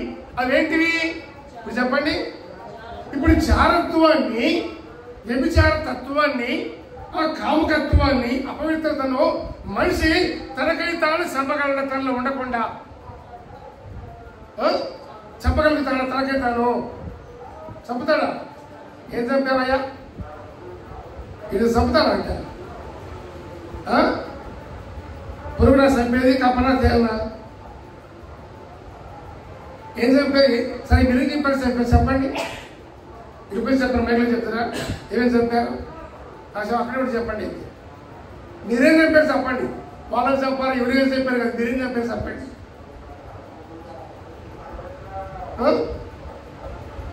మనిషి ఎవడు ఏమి చంపలేడు. శరీర కోరికలను ఎవరు అదుపు చేయలేరు. వాటి పనిని చేస్తాయి. మరి వాటిని పని అవి చేసినప్పుడు పరిశుద్ధంగా బతకాలంటే హౌ, ఎలా ఎలా ఎలా అడుగుతుంటే దేవుని వాక్యం అంటుంది, ఆత్మ చేత మాత్రమే శరీర క్రియల్లో చంపుతారు తప్ప ఎవరు చంపలేరు. అవి ఎలాగుంటాయి? ఏంటేంటి ఆ కార్యాలు? జారత్వము, అపవిత్రత, కామకత్వము, విగ్రహారాధన. విగ్రహారాధన అంటే ఒక విగ్రహాన్ని పెట్టి ఇదే మా దైవం అని ఆరాధన చేయటం. అది మాత్రమే కాదు, మనకు తెలిసిన విగ్రహారాధన అది. హృదయంలో మనుషులు విగ్రహాలై ఉంటారు. నువ్వు లేకపోతే బతకలేదు, నేను ఇష్టపడకుండా ఉండలేదు, ఒక పడను మాట్లాడకపోతే పట్టుకొని తన్నేవాళ్ళు లేక, నాకు ఐఫోన్ కొనిస్తేనే అన్నది తింటా, ఇంట్లో ఉంటా విగ్రహం. నాకు ఇవి ఇస్తేనే ఇంట్లో ఉంటా విగ్రహం. నాకు ఇవి కొనిస్తానంటేనే నీతో వస్తా విగ్రహం. ఇట్లాంటి చిన్నప్పుడు చాలా చేసేవాడిని మా నాన్నతో, చాలా చేసేవాడిని. అవన్నీ సజెషన్ పిల్లలు చేసేటువంటి పనులు కనుక ఆత్మీయులలో విగ్రహాలు ఉండేటివి ఇవేమి కాదు. కానీ పాపపు తత్వము హృదయాన్ని ఎలుబడి చేస్తూ ఉంటుంది. అవిధేయత చేత, అజ్ఞానం చేత, జారత్వం, అపవిత్రత, కామకత్వం, విగ్రహారాధన, ధనాపేక్ష విగ్రహారాధన. ధనం లేకపోతే ఉండలేదు, తిండి లేకపోతే ఉండలేదు. తిండి విగ్రహం, ధనం విగ్రహం. నా కొడుకుని చూడలేకపోతే ఉండలేనండి, నా మనవాళ్ళు లేకపోతే ఉండలేనండి, మా అమ్మాయిని కలగకపోతే పొద్దున్న లేచి కళ్ళు తెరవగానే కళ్ళు చూసుకోగానే నా కుమార్తె ముఖమే చూస్తానండి. కొన్ని సెంటిమెంట్లు, కొన్ని యేసుప్రభుని నమ్మకముందు నేను ఊరు వెళ్తా ఉంటే అదిగో శైలి ఎదురొచ్చి చూడని చెప్పి మా శైలిని ఎదురు పంపించారు. సరే అని చెప్పి ఎదురొస్తే ఇంక పోయా. ఆ రోజంతా ఏం జరగాలి? శుభం జరగాలి కదా. నేను బస్సుకి జోలు చేపెడితే అందులో డబ్బులు లేదు. ఏదో అక్కడ ఏదో జరిగింది బయలుదేరేటప్పుడు. తెలియక, దైవత్వం ఏదో తెలియక మనుషులకి చాలా మందికి వీళ్ళని వదిలిపెట్టుకొని వాళ్ళని వదిలిపెట్టుకొని కుక్కద్దు, పిల్లొద్దు, పందొద్దు, కోతి అయితే ఇంకొకటి అయితే ఇవ్వద్దు, అవ్వద్దు, రకరకాలుగా ఇవి మనుషులకు విగ్రహాలుగా మిగిలిపోతాయి. సంపాదన ఒక విగ్రహం, ధనం ఒక విగ్రహం, తిండి ఒక విగ్రహం, మనుషులకు విగ్రహం, రకరకాలుగా విగ్రహాలు. ఎందుకు ఆరోగ్యం రాలేదు? అదొక పని పడిందండి. అది విగ్రహాన్ని, అది విగ్రహం. ఈ విగ్రహారాధన ఆ తర్వాత వ్యభిచారము, ద్వేషములు, కలహము, మత్సరములు, క్రోధములు, కక్షలు, భేదములు, విమతములు, అసూయలు, ఎత్తలు, మాత్రం ఎత్త కాదు, మత్తతలు, అల్లరితో కూడిన ఆటపాటలు మొదలైనవి. ఇటు గతంలో మీకు చెప్పాను కానీ ఇప్పుడు కూడా మీతో చెప్తున్నానని చెప్పి వస్తున్నాడు.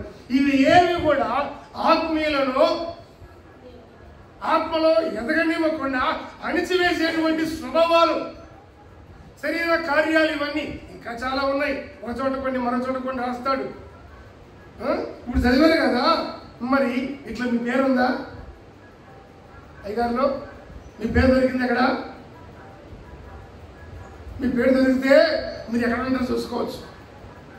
ఓటర్ లిస్టులో దాంట్లో ఓటేయాలంటే పేరు ఉండాలి లేదా? ఆ పేరు ఉండాలి. బట్టి మీ పేర్లు ఉంటాయి. ఎవరి పేర్లు? ఒకరి పేరు ఈ లిస్టులో లేకపోయినా ఇంకో లిస్టులో, 20 ఫ్రెండ్స్లో కాకపోతే 20 ఫ్రెండ్స్లో ఉంటాయి. అందుకని ఇవన్నీ లేకుండా పోవాలి అంటే నీవు నిరంతరంగా నేను ఏమీ చేయలేం. మరి ఏం ఎవరు చేస్తారు? పరిశుద్ధాత్మ దేవుడు చేస్తాడు. ఆమేన్, హల్లెలూయా. ఏది ఏమైనా ఇంత ఇదిగా ఉండాలంటే కష్టమన్నా. నన్ను చాలా మంది అడిగిన ప్రశ్న, నేను నవ్వుకున్న ప్రశ్న, వాళ్ళు అడుగుతుంటే సిగ్గుపడిన ప్రశ్న, మీరు ఎట్లా ఉండి సేవ చేయగలుగుతారన్న పెళ్లి కాకుండా ఇంత కట్అవుట్లో ఉండి ఇంత పర్సనాలిటీ పెట్టుకొని దారిలో పోతున్న వస్తారే, దారిలో బయటలు వస్తారేమో, నా సంగతి తెలిసిన వాడితో చూసేసుకోవడానికి వెళ్ళిపోతాడు ఎవరైనా సరే. ఎందుకు వచ్చిన గొడవనైనా వాక్యం వింటే కదా, ఒకసారి కూర్చొని ఎదురుగా కూర్చొని వింటే కదా తెలిసేది. ఈ మనిషి చూడొచ్చా, చూస్తే ఏమంటాడు, చూడకపోతే ఏమంటాడు అని తెలిసేది. ఎట్లా ఉండి సేవ చేయగలుగుతారు యథార్థంగా, పవిత్రంగా, ఇంత కష్టంగా, ఇంత ఖచ్చితమైన బోధ, ఇంతటి ఉపదేశాన్ని ఎట్లా సంపాదిస్తారు? ఎంత సావాసం ఉంటే దేవుడి దగ్గర ఇవన్నీ సంపాదించగలుగుతారు? ఇంత లోతైన మరమరాలు ఈ పొరుగులు ఇవన్నీ ఊరికే రావు, సంపాదించేది రావు. నీ శారీరక క్రియల్ని దేవుని ఆత్మ చేత ఎంతగా నీవు చెప్పేదానికి అనుమతిస్తావో అంతగా పరలోక ప్రభువులు నీలో కార్యసిద్ధి కలుగుతాయి. చప్పట్లు కొట్టండి గట్టిగా, చప్పట్లు కొట్టండి గట్టిగా. కాబట్టి ఈ శరీర కార్యాలు ఏమై ఉన్నాయంటే ఇవి స్పష్టమై ఉన్నాయి, స్పష్టంగా దేవుని విషయాలు బోధిస్తున్నాయి. కాబట్టి ఇవన్నీ ఉన్నాయి కనుక నేను జయించకుండా, నేను ఏలకుండా నీవే వాటిని గెలవాలి అంటే నీ ఎంతగా నీవు ఏమీ చేయలేవు. ఒక్కటి కూడా గెలవలేవు. ఒకవేళ ఈ పూట గెలవచ్చేమో, తర్వాత ఒకదాంట్లో గెలవచ్చేమో, మిగతావన్నీ ఒకటి సరిపోతుందా? కుదరదు కదా. మరి ఏం చేయాలి? పరిశుద్ధాత్మ దేవుడు నీలోనికి వస్తే ఆయన నీ సర్వ శరీరాన్ని తన కంట్రోల్లో పెడతాడు. Praise the lord. పట్టణంలో ఒక హత్య జరిగితే, ఏదైనా జరిగితే వెంటనే 1.4 సెకండ్ పెడతారు, కర్ఫ్యూ పెడతారు, ఇంకేదైనా చేస్తారు. ఎవరైనా కాపాడాడో కాల్చిపోయి ఆర్డర్ వచ్చాయి. అక్కడ పురుగులు తిరగనివ్వరు. ఏమైంది? అధికారం ఉపయోగించబడుతుంది, ప్రజల మీద అధికారం ఉపయోగించబడుతుంది. ప్రజలు అర్థం కాకపోయినా ఎవడెవడో నష్టం చేసేది కారణం ఉన్నాడు కదా, ఒక మనిషి కారణం ఉన్నాడు కదా, అందువల్ల నష్టం జరిగింది. మొత్తాన్ని బయటకు రావడం. పరిశుద్ధాత్మ దేవుడు నీలోకి వస్తే ఆ సర్వని మొత్తాన్ని ఆయన ఆయుధంలో గ్రిప్పులో పెట్టుకుంటాడు. ఎక్కడ ఏది నిన్ను ఏలుబడి చేయనివ్వకుండా ఎలా గెలవాలో, ఎలా అణచివేయాలో, ఎలా జయించాలో, ఎలా వాటిని చంపాలో నీకు బోధించి నీకుగా పాపాన్ని చంపే అనుభవాన్ని నీకు ఇస్తాడు. ఆదం పాపంలోకి పరిగెత్తాడు. ఆదం మొదలుకొని అందరూ పాపం ఎక్కడుంటే ఇక్కడ పాపంలోకి పరిగెత్తి వెళ్ళిపోయారు. అందరూ పాపం ఇటుంటే ఇటు పరిగెడతా ఉంటే యోసేపు ఒక్కడు పాపంలో నుంచి పరిశుద్ధత వైపు పరిగెత్తుకుంటా వస్తాడు. అందుకని యోసేపు గురించి ఫరో ఏమన్నాడు? ఇతని వలె దేవతల ఆత్మ కలిగిన వాడిని ఎప్పుడైనా మన దేశంలో చూసామట్రా? ఏం మాట్లాడాడండి ఫరో? ఆ ఒక్కదాని కూడా సిలెక్ట్ కొట్టచ్చు ఆ మాటకి. ఇతని వలె దేవతల ఆత్మ, పరిశుద్ధాత్మను పొందిన మనుషుని మనం ఎప్పుడైనా చూసామా గతంలో? ఇవన్నీ సాధ్యం ఎలా? ఒక అభిషేకాన్ని పొందితేనే. ఆ అభిషేకం కొరకు ప్రయాసపడదుము గాక. దేవునికి స్తోత్రం కలుగును గాక. కాబట్టి శరీర క్రియలో ఇవన్నీ కూడా ఆత్మ చేత జయించాలి, ఆత్మతో వాటిని గెలవాలి. ఏవి నిన్ను లోపరుచుకుంటున్నాయా? టీవీలు కానీ, సినిమాలు కానీ, వ్యర్థమైన సహవాసాలు, మాటలు, ఇతరత్ర ఏవైనా నేను బాధపడుతున్నాయా? ప్రార్థనలో కూర్చొని జయించే కృపనివయ్యా. అభిషేకాన్ని ఆయన వాటిని గెలవాలి ప్రభు, నేను పడిపోకూడదయ్యా అని అడిగి అడిగి అడిగి దేవుని ఆత్మ నీ మీద పొదగాలి పొదగాలి పొదగాలి. ఆ సమయం నీకు ఇవ్వాలి. అప్పుడు ఆయన దిగుతాడు. ఆయన ల్యాండ్ మార్క్ లేకపోతే దిగడు, కన్ను లేకపోతే దిగడు. ఆ దిగే అనుభవాన్ని సంపాదించుకోవాలి. మొదటిగా పరిశుద్ధాత్మకు దుఃఖపడే గుణం ఉంది, ఆయన దుఃఖపరచకూడదు. రెండవది ఆత్మ చేత, రెండవ మాట ఏంటిది? ఆత్మ చేత ఆయన అరణ్యానికి కొనిపోబడ్డాడు. ఎందుకో? జయించేదానికి. ఆత్మ చేత శరీర క్రియలను జయించాలి. మొదటిది చెప్పండి. మొదటి మాట ఏం చెప్పాను మీకు?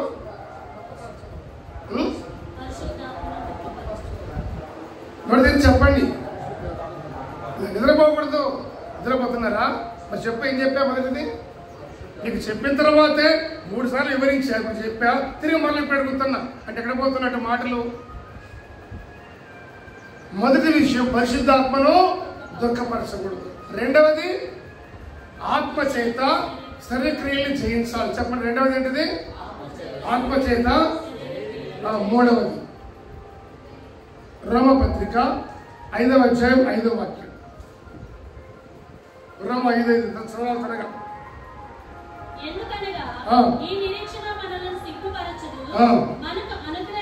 మనకు అనుగ్రహింపబడి ఉన్న పరిశుద్ధాత్మ ద్వారా దేవుని ప్రేమ మన హృదయములలో కుమ్మరింపబడుతున్నది. హల్లెలూయా. కుమ్మరింపబడి ఉన్నది. ఫాస్ట్ అయిపోయింది. మనకు అనుగ్రహింపబడినటువంటి పరిశుద్ధాత్మ ద్వారా దేవుని ప్రేమ మన హృదయములలో కుమ్మరింపబడి ఉన్నది. అంటే దేవుని ఆత్మ ద్వారానే దేవుడి ప్రేమ మనలోకి వస్తుంది. దేవుని ఆత్మ లేకపోతే దేవుడి ప్రేమ తెలియదు. ఏ ప్రేమ తెలుస్తుంది? మనిషి ప్రేమ, లోక ప్రేమ మాత్రమే తెలుస్తుంది, కానీ దేవుడి ప్రేమ తెలియదు. అందుకని పరిశుద్ధాత్మ ద్వారా ఏం తెలుస్తుంది? మూడవదిగా దేవుని ప్రేమ మనలోనికి వస్తుంది. కాబట్టి ఒక నిజమైన ప్రేమ, దేవుడి ప్రేమ ఎలా ఉంటుందో తెలుసుకోవాలంటే ఆ ఆత్మతో నింపబడిన అనుభవాన్ని సంపాదించాలి. పరిశుద్ధాత్మతో నింపబడాలి. కొడుతున్నారు, రాళ్లతో చంపుతున్నారు, ప్రాణం పోతుంది. అప్పటికే తల బద్దలైపోయింది. స్టెఫెన్ ఏం పలికాడు? వీళ్ళు ఏం చేస్తున్నారో ప్రభువా తెలియదు, వీళ్ళను క్షమించయ్యా. యేసు ప్రభు సిలువలో మాట్లాడిన అదే మాట స్టెఫెన్ కూడా ఏమయ్యాడో మాట్లాడుతున్నాడు. స్టెఫెన్ కూడా అదే మాట మాట్లాడాడు. కారణము ఆయన పొందిన ఆత్మ ద్వారా కలిగిన మనస్సు. దేవుడి ప్రేమ. ఎందుకని క్రైస్తవం క్షమిస్తుంది? చంపుతున్న కుటుంబాన్ని ఇంత భయంకరంగా చిత్రవద చేస్తున్నా ఎందుకని? అమెరికాలో పాస్టర్ గారిని చంపేశారు. 31 సంవత్సరాల వయసు. స్పాట్లో పడిపోయాడు ఆయన. ఎంత ఘోరం, ఎంత భయంకరం. ఎందుకని వాళ్ళందరూ అట్లా మాట్లాడుతున్నారు, క్షమించామంటున్నారు? కారణం ఏమిటి? అదే లోకల్లో ఒకడికి ఏదో దారుణం పోయేటప్పుడు ఒక సైకిల్ తగిలితే బతకనిస్తారా? వాడిని రోడ్డు మీద ఆడుకుంటున్న పిల్లల్ని సైకిల్ తగిలిందంటే బైక్ తగిలిందంటే బతకనిస్తారా? దారిలో ఆగి ఉన్న కారు కిందకి వచ్చి వాడు తగిలి ఆడుకుంటే కింద పడ్డ వీడియో వచ్చి తొక్కించాడంట. ఏ బండి పెద్దకుంటే వాడిది తప్పు, ఏ బండి పెద్దకుంటే వాళ్ళది తప్పు. ఒక సైకిల్ తగిలితే సహించదే మనుషుల లోకల్లో ప్రాణం తీసినా ఇప్పుడు ఆయన చనిపోయాడు. సేవకుడు సంఘం ఏంటి? ఆ సేవ ఏంటి? ఆయన ఉన్న మనసులో ఉన్న ఆలోచనలు ఏమైపోయాయి? ఇప్పుడు ఆ ఒక్కమంది ఆశ్రమ పిల్లల్ని పెట్టుకొని ఆ జీవితం ఏంటి? పసిపిల్లల్ని దించి నడిపించే వయసులోని బిడ్డ ఒక బిడ్డ ఉన్నాడే, పరిస్థితి ఏమిటి? ఆ దుఃఖం ఎంత ఘోరమైన రంపపు కోత హృదయానికి అంత పెట్టుకొని కూడా క్షమించాము అని ఎలా చెప్పగలుగుతున్నారో? పొందిన ఆత్మ ద్వారా దేవుని ప్రేమ మన హృదయాలలోకి కుమ్మరించబడుతుంది. ఉన్నదంతా కుమ్మరించబడితే ఇంత వస్తుందా? మొత్తం పోయాలప్పుడు ఏం చేస్తాం? కుమ్మరించేస్తాం. మొత్తం పోయాలి అంటే, మొత్తం పడిపోవాలంటే కుమ్మరించేస్తాం. అంత అంటే ఆయనలో ఉన్న ప్రేమను సంపూర్ణంగా దేవుడు మన హృదయాల్లో కుమ్మరించాడు. కాబట్టి పరిశుద్ధాత్మ ద్వారా దేవుని ప్రేమ అంటే ఏమిటో మనకు ఆయన బయలుపరుస్తున్నాడు. కాబట్టి హృదయము ఆత్మతో నింపబడినప్పుడే ప్రేమ అంటే ఏంటో తెలుస్తుంది. లేకపోతే మనిషి ప్రేమ మనిషి వరకు మాత్రమే మిగిలిపోతుంది. అందుకే కుటుంబాలు బద్దలైపోతున్నాయి. అందుకే యేసు ప్రభువుని నమ్ముకున్నా కూడా సమాధానం లేదు, నెమ్మది లేదు, క్షేమం లేదు. బాప్తిజం పొందినా కూడా ఎందుకు దేవుడి ప్రేమ ఏంటో తెలిసిన అనుభవాలు లేవు. ఒకరి ప్రేమ మరొకరి పగలగా కనపడుతుంది. ఒకరి ప్రేమ మరొకరి కక్ష, విమతములు, భేదములు రకరకాలుగా ఎందుకు అలర్తో కూడిన ఆటపాటలు ఉంటున్నాయి. ఎందుకు ఇన్ని శరీర కార్యాలు ఏలుతూ ఉన్నాయి. దేవుడి ప్రేమ లేక, దేవుని ఎలా ప్రేమించాలో తెలియక. దేవుడిని ప్రేమిస్తే మన లోకాన్ని ప్రేమించలేడు. దేవుడి ప్రేమ ఉంటే ఆ ప్రేమ లోకంలో తప్పిపోనివ్వదు. దేవుడి ప్రేమ లేకపోతే లోక ప్రేమ ఉంటుంది. లోక ప్రేమ ఎలాంటిది? చాలాసార్లు ఇప్పుడు చెప్పే మాటలేవి. లోక ప్రేమ ఏం చేస్తుంది? పడగొడుతుంది. మా వాడు ప్రేమలో పడిపోయాడండి, ఆ మాయ మాటలకు పడిపోయిందండి, వాడు ఏం చేశాడు పడిపోయిందండి. నువ్వు పడగొట్టు, ఇంకా పడిపోయిందిగా, ఇంకా పడదు. దీనికి పడిపోయాడు కదా, ఇంకా పట్టు. వాళ్ళు పడగొట్టేది అంతే. కొంతమంది ఊరికి 2 మాటలు ఎత్తి పడిపోతారండి. వీళ్ళు మాటలతోనే పడగొడతాడండి. అంటే లోక సంబంధమైనదంతా కూడా పడగొడుతుంది. దేవుడి ప్రేమ ఒక్కటే కృపలో క్రీస్తులో నిలబెడుతుంది, పడిపోనివ్వకుండా. దేవునికి స్తోత్రం. మీరు ఆమెను చెప్పంటే బాగుండి ఏది చెప్పిందాక మౌనంగా మీరు కలిగి ఉంది అది. మీరు మాత్రం ఏం చేస్తారులే, ఏది ఉంటే అదే కదా నడుచుకుంటాం. మీ ప్రేమ అట్లాంటిది. దేవుడి మీద, వాక్యం మీద, దైవ సహవాసం మీద. లేనిదాన్ని ఉన్నట్టే కనపడాలంటే మీకైనా కూడా చాలా కష్టం కదా. ఎంత ప్రయాసపడాలి. లేదు ఉన్నట్టుగా, ఉన్నది లేనట్టుగా చెప్పాలంటే చాలా ఇబ్బంది. దేవునికి స్తోత్రం. గట్టిగా అలా చెప్పండి. పరిశుద్ధాత్మ ద్వారా ఏం జరుగుతుంది? దేవుడి ప్రేమ మనిషి హృదయంలో కుమ్మరించబడుతుంది. ఎందుకు దేవుడు ఆత్మనిచ్చాడంటే మనిషి దేవుడి ప్రేమను తెలుసుకోవాలి. అసలు ఆత్మను కుమ్మరించే అనుభవంలో దేవుని ఉద్దేశం ఏంటి? దేవుడు ప్రేమాస్వరూపి. చదవడం మాటని యోహాను మొదటి పత్రిక 4వ అధ్యాయం 8వ వాక్యం. యోహాను మొదటి పత్రిక 4:8 చదవండి. దేవుడు ప్రేమాస్వరూపి, దేవుడు ప్రేమయే ఉన్నాడు, ప్రేమ లేని వాడు దేవుని ఎరుగడు. ఇక్కడ రాసినటువంటి మాట. దేవుడు ప్రేమాస్వరూపి ఉందా మన బైబిల్లో? దేవుడు ప్రేమాస్వరూపి, ప్రేమ లేని వాడు దేవుని ఎరుగడు. అది కొంతమందిలో లేపడం పోయింది బైబిల్లో. దేవుడి దేవల ప్రేమ లేపడం పోయింది సగం మందికి. ఎక్కడో కనపడుతుంది. దేవుడు ప్రేమాస్వరూపి అంటే దేవుడు ప్రేమయే ఉన్నాడు. God is love. వాక్యం అంటుంది ప్రేమ లేని వాడు దేవుని ఎరుగడు. అందుకని మనము దేవుని ఎరుగని వారి వలె ఉండకుండా దేవుని ఎరిగిన వారి వలె కనబడేదానికి దేవుడు ఆయన ప్రేమతో, ప్రేమ కలిగిన పరిశుద్ధాత్మతో మనల్ని నింపుతున్నాడు. హల్లెలూయా. గట్టిగా దేవుడు ప్రేమయే ఉన్నాడు. ఎందుకని మరి మనిషిని ఆత్మతో నింపుతున్నాడు అంటే ఆయన ప్రేమ ఎలాంటిదో మనిషి ఎరగాలి. ఎందుకని మనిషి ఎరగాలి? మనిషి దేవుని స్వరూపం, మనిషి దేవుని పోలిక. దేవుని పోలికగా ఉన్నటువంటి మనిషిని ఆయన ప్రేమతో ఆయన నింపుతున్నాడు. ఎందుకు? ఆయన ప్రేమ ఏమిటి కనుక మనము కూడా ఆయన వలె ఉండాలి అనేది దేవుని కోరిక. మనిషి కూడా దేవుని పోలి, దేవుని వలె జీవించాలని ఆయన ఆశపడుతున్నాడు. కాబట్టి మన ఆత్మ సంబంధమైన అనుభవము అనేది దేవుని కలిగినట్లుగా మనం కలిగి బ్రతికితే అది ఎంతైనా మనకు మేలు. 16వ వాక్యాన్ని చదవండి.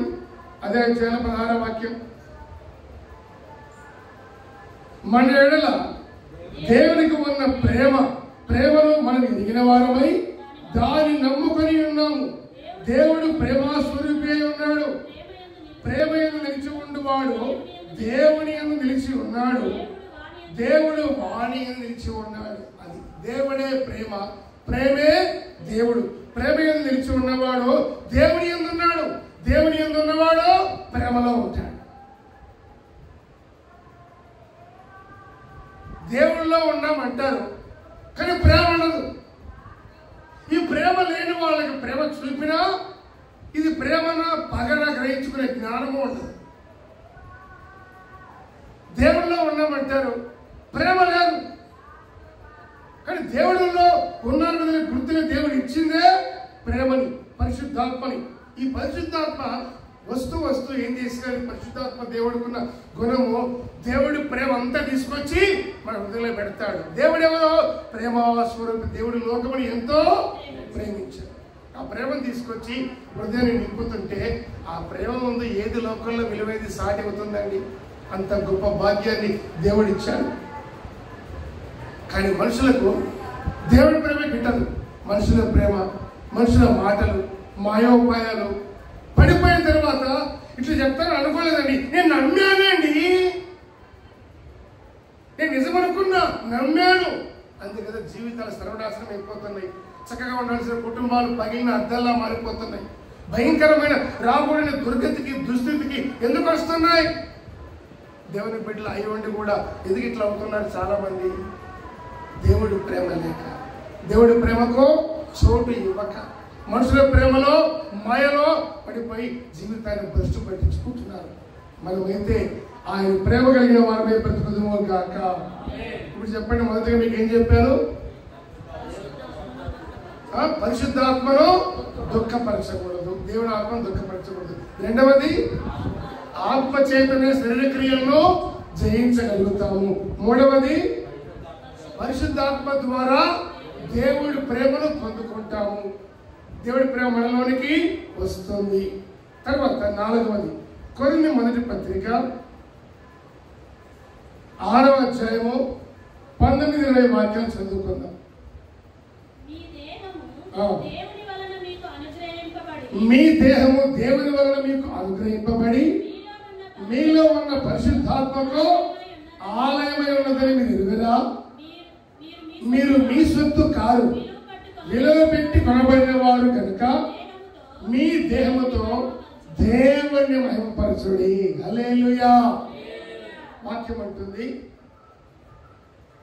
మరొక మాట మనం చదువుకున్నది ఏమిటి అంటే, మీ దేహము దేవుని వలన మీకు అనుగ్రహింపబడి మీలో ఉన్న పరిశుద్ధాత్మకు ఆలయమై ఉన్నది.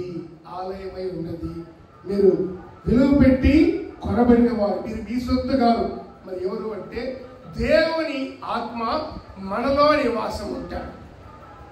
మనం దేవుని ఆత్మకు ఆలయమై ఉన్నాము.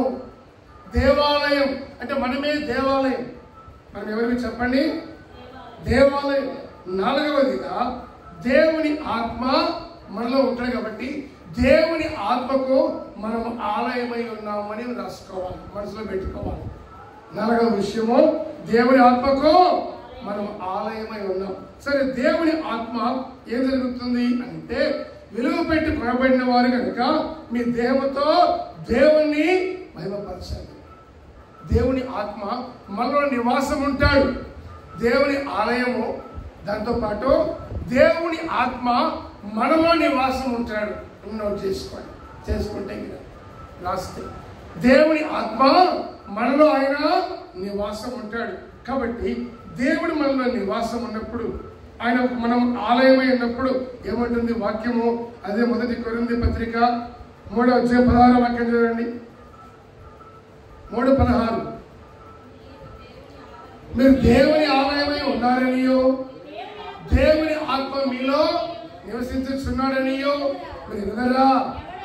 ఎవడైనను దేవుని ఆలయమును పాడు చేసినట్లయితే దేవుడు వారిని పాడు చేస్తాడు. అదే మాట ఇక్కడ రాస్తుంది.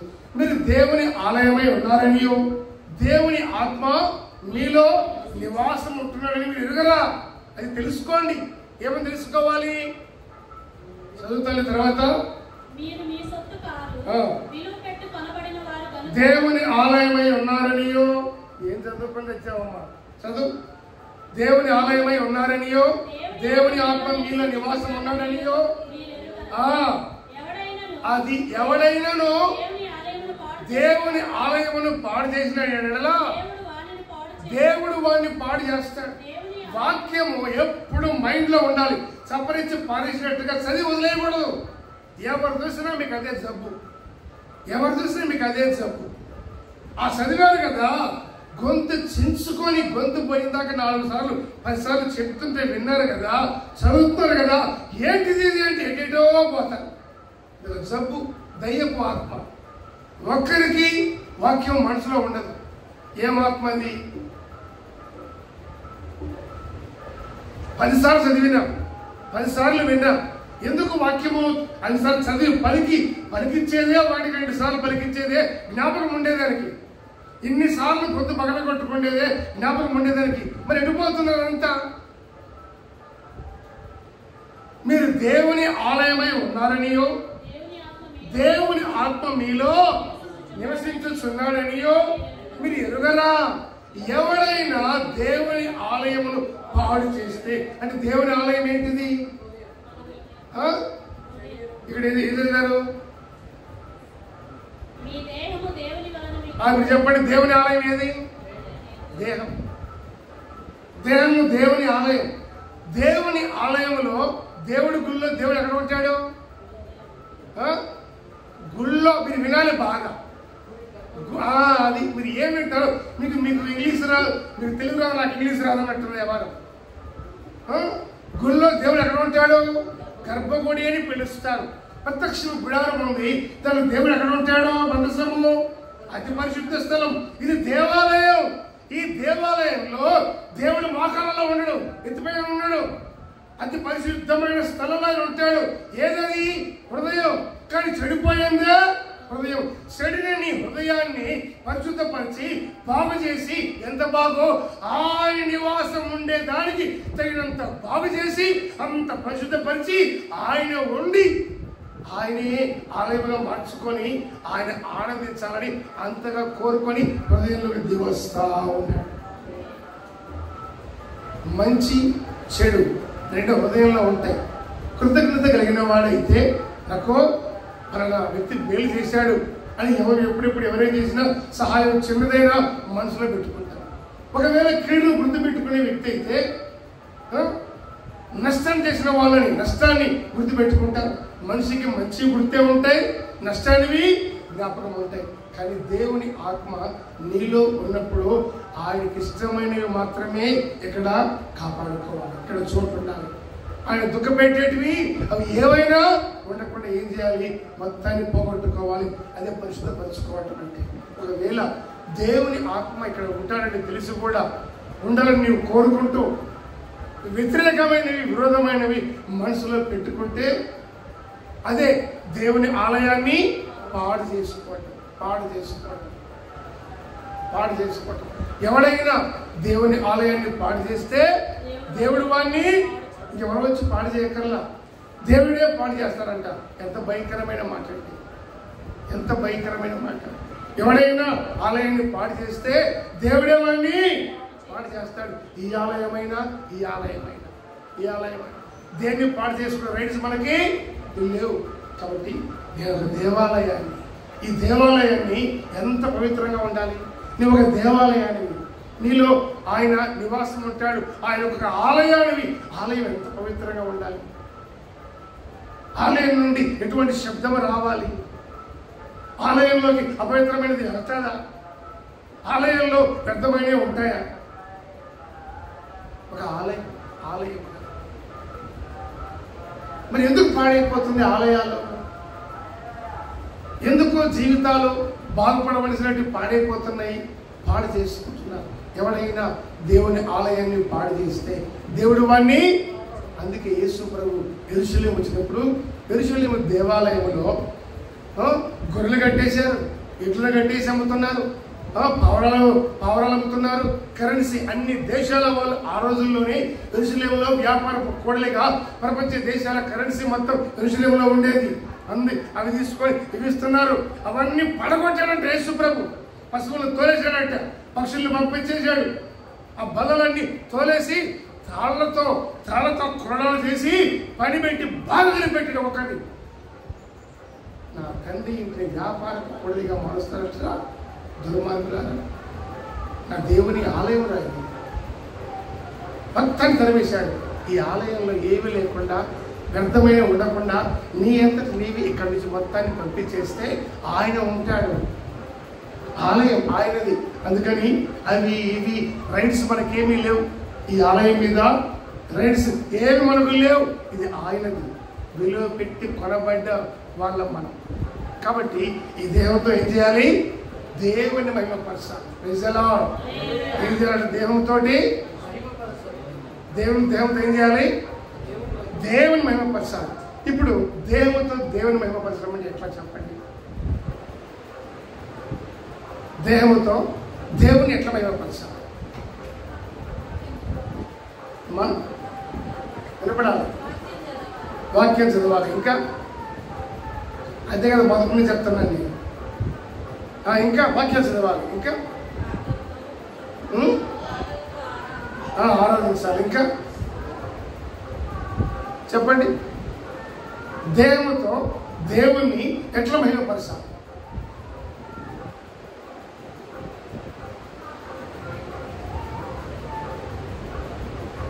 అల్లు చెప్పండి గట్టికోసారి. ఉన్నారుగా, లోకంలో ఉన్నారుగా, అదే ఉద్దేశం పోయినట్టుగా చెప్పునైనా. దేహంతో దేవుని ఎట్లా మహిమపరచాలి? మరి అది తెలిసిన వాడు చేయొచ్చు కదా. శరీరేచ్ఛలను చంపాలి. చంపుకోవడమే దేహంతో దేవుణ్ణి చక్కగా మాట చెప్పారు. God bless you. ఇంకా చెప్పండి. దేహంతో మీరు పై అడుగుతున్నా, మీరు డెప్త్ చెప్తున్నారు, లోతైన స్ట్రాంగ్ చెప్తున్నారు. అది నీకు మాత్రం ఏం తక్కువ, ఏమన్నా ఎట్టిపోతుంది వినేదంతా. ఏమనుకుంటున్నావు? తగ్గుతామనుకుంటున్నావా? పోటీ పెడితే ఏమి తగ్గమనుకుంటున్నారు. మీరు అలాగే ఉందురు కాక, నా దేవుడు ఎప్పుడు మిమ్మల్ని గణపరిచినట్టు కొంచెమే కాక. మంచిగా ఇప్పుడు చెప్పండి, ఇంకా చెప్పండి.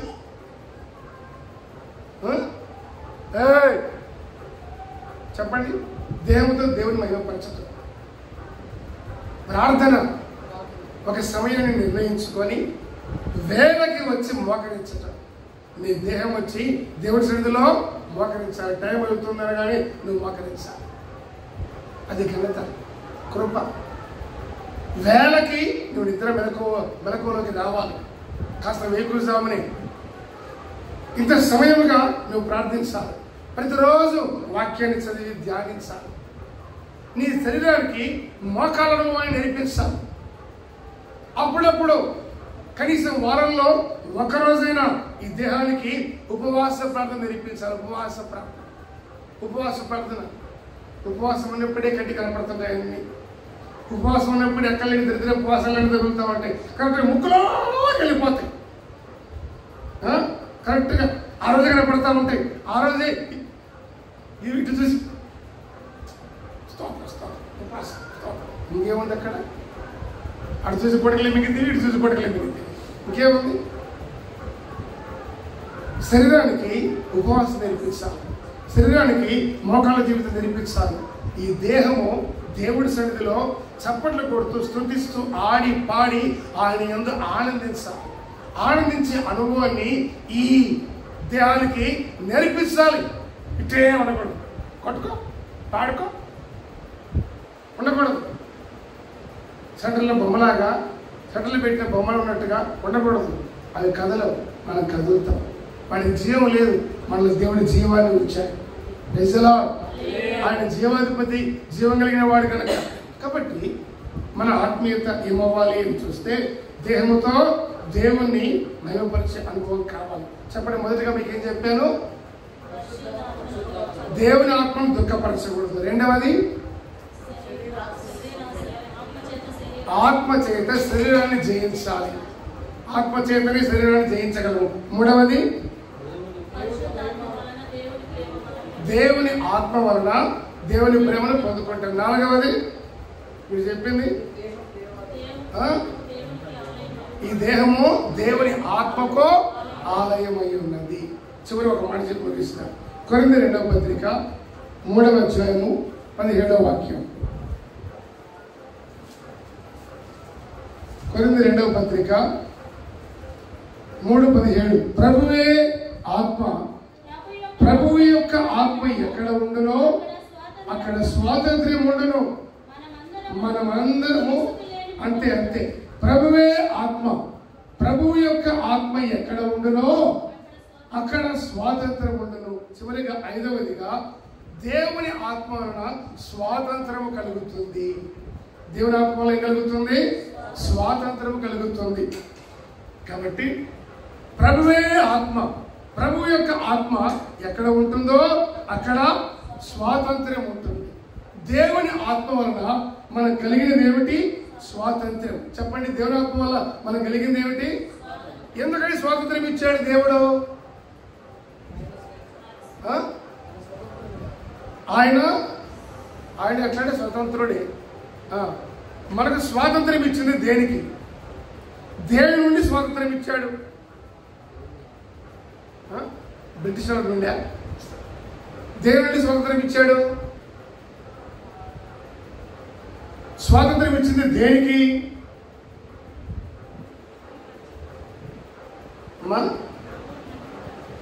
అన్నిటికీ ఒకటే జవాబు చెప్తే ఎట్లా మార్చాలి? ఏనా బీనా సీనా అప్పుడప్పుడు పైవేవిగా రాయాలి. అర్థం కానప్పుడు స్వాతంత్రత దేని కొరకు ఇచ్చాడు?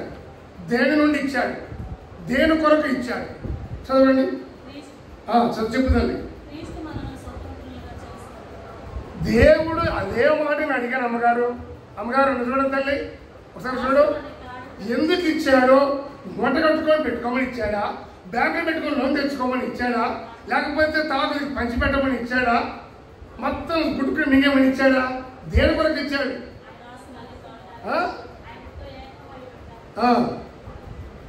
నేను అడిగేది ఒకటి, మీరు మాట్లాడేది ఒక సంబంధం లేని ప్రశ్న. స్వాతంత్రము దేని కొరకు ఇచ్చాడు? దేని నుండి ఇచ్చాడు? మరణంలో నుంచి స్వాతంత్రం ఇచ్చాడా? జీవంలోకి ఇచ్చాడా? స్వతంత్రత అంటే ఇప్పుడు ప్రభువే ఆత్మ, ప్రభువు యొక్క ఆత్మ ఎక్కడ నుండునో అక్కడ స్వాతంత్రం ఉంటుంది. దేవుని ఆత్మ ఉన్న చోట స్వాతంత్రం ఉంటుంది.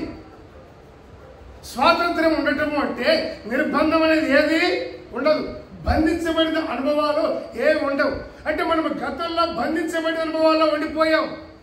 మరలా మనం అలా ఉండకూడదని పరిశుద్ధాత్మ ద్వారా దేవుడు మనకు వాటి నుండి విడుదల స్వాతంత్రాన్ని ఇచ్చాడు. ఇచ్చినటువంటి స్వాతంత్రము మనము దాన్ని సద్వినియోగపరచుకోవాలి, దుర్వినియోగపరచుకోకూడదు, మిస్యూజ్ చేసుకోకూడదు. కాబట్టి ఈ స్వాతంత్రము ద్వారా మనం ఏమవ్వాలి? గలతీ 5 చూస్తే రాసినటువంటి మాట చదువు తల్లి. ఈ స్వాతంత్రము దేవుడు మనకు అనుగ్రహించి ఏం చేశాడో? మనల్ని స్వతంత్రులుగా చేసి ఉన్నాడు. కాబట్టి మీరు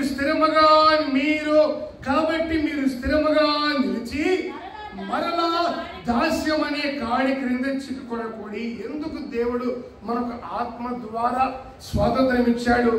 దేవుని ఆత్మ ఎక్కడ ఉంటుంది అక్కడ స్వాతంత్రం ఉంటుంది. స్వాతంత్రం దేనికి? నిర్బంధం ఉంటుంది. స్వాతంత్రం లేకపోతే బంధకాలు ఉంటాయి. ఏమిటో బంధకాలు? యేసు ప్రభువుని నమ్ముకున్నా కూడా ఇప్పుడు పెళ్లి చేయాలి. క్రైస్తవులు పెళ్లి తారీఖు ఎట్లా ఫిక్స్ చేసుకుంటారండి? డేటు పాస్టర్ గారు చెప్పింది పాటిస్తారా? డేట్ ఎవరు చెప్తారు? చెప్పండి. డేట్ ఎవరి దగ్గర సంపాదిస్తారు? అయ్యా బయట ఎక్కడెక్కడ తిరిగి చూడు ఆ పేరు ఈ పేరు కలిసి చూడు, దీని ఉన్నాడు, నిశ్చితం ఉందండి, మొత్తం ఉందండి అని చెప్తారు. పెళ్లి చేస్తారు. తను కూడా వస్తూనే ఉంటుంది పొద్దాక. మరి శక్తి తెచ్చింది ఏమైంది? ఏ కొంపలో అడిగి పెట్టిందో, ఇటుతో ఏమంటే ఇటుతో పెళ్ళి అయిందో, ఏమంటే ఇటు తీసుకొని తెచ్చాను, ఏమంటే నా కొంపకు వచ్చిందో. ముందు బాగానే ఉందని చెప్పారు కదా, ఇప్పుడు ఏమైంది? సరే ఇది వదిలేసేయండి. పనుల తారకుడు పెళ్ళి అని చెప్తే వింటారా? బాగుంటుందో బాగుండదు, ఉండదో, ఏమవుతుందో ఏమో అని రకరకాలుగా సంపాదిస్తారు. ఆ తర్వాత వచ్చి పనుల తాలూకుని పెట్టుకుందాం అనుకుంటున్నాం పాస్టర్ గారు అనుకుంటున్నామండి. అప్పుడెప్పుడు ఇప్పుడెప్పుడు అంటే ఇప్పుడే కుదిరి 100 అబద్ధాలు చెప్తారు. ఇప్పుడే కుదిరిద్దంటండి, ఇప్పుడే వస్తానంటండి. ఆ రోజుల్లో మా వాళ్ళందరూ వస్తామని చెప్పారండి. ఎందుకు అనవసరంగా చెప్తే పెళ్లి కూడా చేయకుండా పోతాడు. ఇల్లు కట్టాలి, ఇల్లు భాషగా చెప్పండి కడతారా? చెప్పండి, సొంతంగా కడతారా? ఎవరు చెప్పండి కడతారు? ఒక ఇల్లు కట్టాడండి, పెద్ద మనిషి ఇల్లు కట్టాడు. వాళ్ళ ఇంట్లో మెట్లకి పోతా ఉంటే రైట్ సైడ్ ఈ మెట్లకి ఆ గోడకి గ్యాప్ ఉందన్నమాట. అంత ప్లాస్టింగ్ చేసి అంతవరకు వదిలిపెట్టారు. ఏమిటంటే గ్యాప్ పుడితే కప్పల పాము దూరకుండా ఫ్రిడ్జ్ చేయకపోయావా, దానికి వచ్చిన మానేసి అది కలవకూడదంటా. కట్టించిన దన్నాలా, కట్టిన దన్నాలా? చెప్పండి, కలవకూడదంట. ఎక్కడ ఉన్నావు నువ్వు? స్వాతంత్రత క్రీస్తు నీకు స్వతంత్రం ఇచ్చాడు. ఇది కట్టుకుంటప్పుడు పెద్ద పెద్ద మేస్త్రులు వచ్చి ఇదేంది అదేంది ఇది నీ ప్లాన్ ఇవ్వనండి, ఇటు కట్టను. ఆ గది ఈ గది దూరంగా ఉండి ఒక అడుగు గ్యాప్ ఉంటే అప్పుడు నేను ప్లాన్ ఇస్తా. నేనే పెద్ద ప్లానర్ని, నేను చెప్పేట్టు నువ్వు కట్టాలి, నువ్వు ఇస్తే నేను కట్టాలి. బయటికి కూడా పంపించేసాను. ఇక్కడ ఏ మూల అక్కడ మూల ట్యాంక్ ఆ మూలగా పెట్టారు. నేను పైకి చూస్తే ఆ మూల ట్యాంక్ ఎందుకు అక్కడ పెట్టావు, ఇక్కడ పెట్టకపోయింది, ఇక్కడ పెట్టి బాగుండేది కదా, ఈ పైప్ అంతా వేస్ట్ కదా అంటే ఆ మూల కొండకూడదు అన్నా. దరిద్రులు, శాపగ్రస్తులు, ఆ మూల కొండకూడదన్నా. ఆ మూల కొండకూడదంటే అక్కడ ఆ మూలకు అదే ఉంచాలి. క్రీస్తునందు మనకు స్వతంత్రం ఇచ్చాడు దేవుడు. అవేమీ లేవు నిజానికి కూడా, కానీ రకరకాలుగా ఏదో ఒక దాంట్లో చలామణి నింపవాలి కదా. మనుషులు ఏవో సంపాదించుకున్నారు. వాటన్నిటి నుండి ఈరోజు ఈ ముహూర్తం చెప్పొచ్చా, ఆడికి పోవచ్చా, ఈరోజు పోవచ్చా, ఈరోజు చేయొచ్చా, ఈరోజు జరగవచ్చా, ఈరోజు మంచి రోజేనా? దేవుడు చేసిన ప్రతిరోజు మంచిది మంచిది మంచిది అని అన్నీ మంచిది అని రాస్తుంది. ఒక్క విశ్రాంతి దినం దగ్గరకు వచ్చేసరికి దేవుడు దాన్ని ఆశీర్వదించాడు అని రాస్తుంది. దేవుని నుండి కలిగిన వాటిలో చెడ్డ ఏమైనా ఉన్నాయా? ఏమీ లేవు. కానీ మనుషులు కల్పిస్తారు. క్రీస్తు ఈ స్వాతంత్రం మనకి ఎందుకు ఇచ్చాడు? మరలా మనము దానికి దాసులుగా బానిసలుగా ఉండకూడదని. ఇప్పుడు ఆ గోడ ఈ గోడ అతుక్కలేదు కదా, ఆ గ్యాప్ ఉన్నంతకాలం నువ్వు ఎవరివి చెప్పండి? ఆ గ్యాప్ ఆ గోడకి మెట్లకి మధ్యలో గ్యాప్ లాగా ఉంది కదా, అది ఉన్నంతకాలం ఎవరివి? యువర్ సర్వెంట్, స్లేవ్, దాసుని, బానిసవు. నేను ఉండను బానిస అంటే అది పోవడం. అక్కడ పోగానే ఏం చేయాలి? మనము వాళ్ళ మాటలు వీళ్ళ మాటలు ఒకరి డిజైన్ నీలో ఉండకూడదు, ఒకటి దాని ప్రకారము నీవు ఉండకూడదు. నీదిగా ఉండాలి. నీకంటే ఒక ఆలోచన తెలియకపోతే నీకు ఆలోచన ఇచ్చే కర్త ఒక ఆయన ఉన్నాడు. ప్రజలా మోకరించి ప్రభువా ఇదిగో ఇల్లు కడదాం అనుకుంటున్నా, నన్ను జ్ఞాపకం చేసుకొని నాకు జ్ఞానం ఇచ్చి ఆలోచన చేసి చెప్పు ప్రభువా అని కూర్చొని ఆలోచన చేయండి. పెన్ పేపర్ తీసుకొని గీయండి. పెద్ద పెద్ద ప్లానర్లు కూడా ఇంజిన్ కూడా పనికిరాదు. అట్టడి జ్ఞానం దేవుడు ఇస్తాడు. అట్టడి జ్ఞానం దేవుడు ఇస్తాడు. కృప, ఆయన జ్ఞానము కలిగిన వాడు, ఆయనే జ్ఞానమై ఉన్నాడు. దేవుడు స్వాతంత్రత ఆత్మ ద్వారా స్వాతంత్రం ఇచ్చింది దేనికి అంటే ఈ స్వాతంత్రము అనుగ్రహించి క్రీస్తు మనల్ని రకరకాల లోకపు యొక్క మూల పాఠాల్లో నుంచి, మూఢత్వాల్లో నుంచి, నమ్మకాల్లో నుంచి బయటికి తీసుకొచ్చింది దేనికి అంటే మరలా మనం దానికి ఎందుకు పోకుండా ఏమవ్వాలి? కాబట్టి మీరు స్థిరముగా నిలిచి, ఎక్కడ? కృపలో, ఎక్కడ? ఆత్మలో, దేవుని ఆత్మలో ఎక్కడ నిలవాలి? స్థిరముగా స్వాతంత్ర్యములో. నేను స్వాతంత్రం నిలబెట్టిన తిరిగి మరలా అడ్డపోతే ఉపయోగం ఏముందండి? అడ్డ వెళ్తే ఉపయోగం ఏముంది? కాబట్టి మీరు స్థిరముగా నిలిచి దాస్యం అనే కాడి క్రింద మరలా చిక్కుకోకుండా ఏమవ్వాలి? నీవు జాగ్రత్త చేసుకోవాలి. దేవునికి స్తోత్రం కలుగును గాక. కాబట్టి ఆత్మ సంబంధమైన అనుభవాలు అన్ని కూడా ఏమై ఉన్నాయి అంటే ఈ దైవత్వపు ఈ లక్షణాలన్నీ కూడా దేవుని ఆత్మ వల్ల కలిగేవి. అవి ప్రత్యేకమైన అనుభవాలు. దేవుని ఆత్మ వల్ల కలిగేవి మనుషుల ద్వారా కలగవు. మనుషుల ద్వారా కలిగేవి దేవునిలో ఉండవు. ఆత్మ ద్వారా కలుగుతున్న ఈ అనుభవాలన్నీ కూడా మనం కలిగి బ్రతకాలి లోకంలో. కాబట్టి 5 విషయాల గురించి మనం విన్నాం. ఏంటిది? మొదటిది, దేవుని ఆత్మ ద్వారా, దేవుని ఆత్మ ఏం చేస్తుంది? ఎందుకు పరిశుద్ధాత్మను పొందాలి? రక్త మాంసములో దేవుని రాజ్యాన్ని స్వతంత్రించుకోలేవు. మరి దేవుని రాజ్యం ఏంటిది? భోజనము పానము కాదు, నీతియో సమాధానము దేవుని ఆత్మ యందలి ఆనందం. ఇప్పుడు దేవుని ఆత్మ వల్ల ఏం కలుగుతాయి చెప్పండి? అవే మీరు విన్నవే, ఇప్పుడు దాకా విన్నవే. దేవుని ఆత్మకున్న స్వభావాలు ఏంటివి?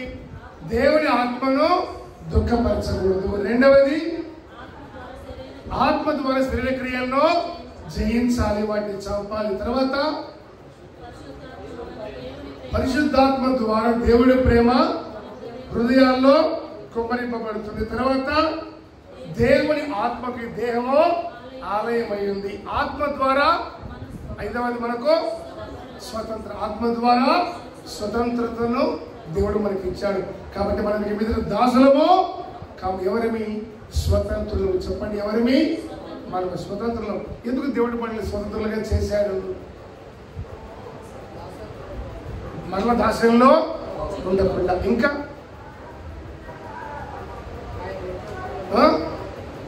ఇచ్చిన స్వతంత్రతలో స్థిరముగా నిలవాలి.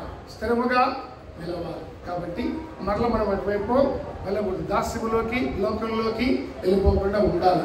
ఈ మాటలు దేవుడు ప్రతి హృదయంలో స్థిరపరచును గాక. ఈ మాటలు ప్రతి హృదయంలో దేవుడు స్థిరపరిచి ఆశీర్వదించి దీవించును గాక. పాల్గొన్న ప్రతి ఒక్కరిని దేవుడు కృపతో నింపును గాక. గట్టిగా ఆమేన్ చెప్పాలి. నుంచి ఆమేన్ ప్రార్థన చేసుకుందాం. దయచేసి అందరం లేచి నిలబడదాం. లేచి నిలబడి కొద్ది నిమిషాలు మనసారా ప్రభు సన్నిధిలో తీర్మానం చేసుకుందాం. లేచి నిలబడి ప్రతి ఒక్కరు కూడా, తండ్రి మీకు స్తోత్రాన్ని ఆయన తెచ్చి స్తుతిద్దాం. Praise the lord, praise the lord, praise the lord.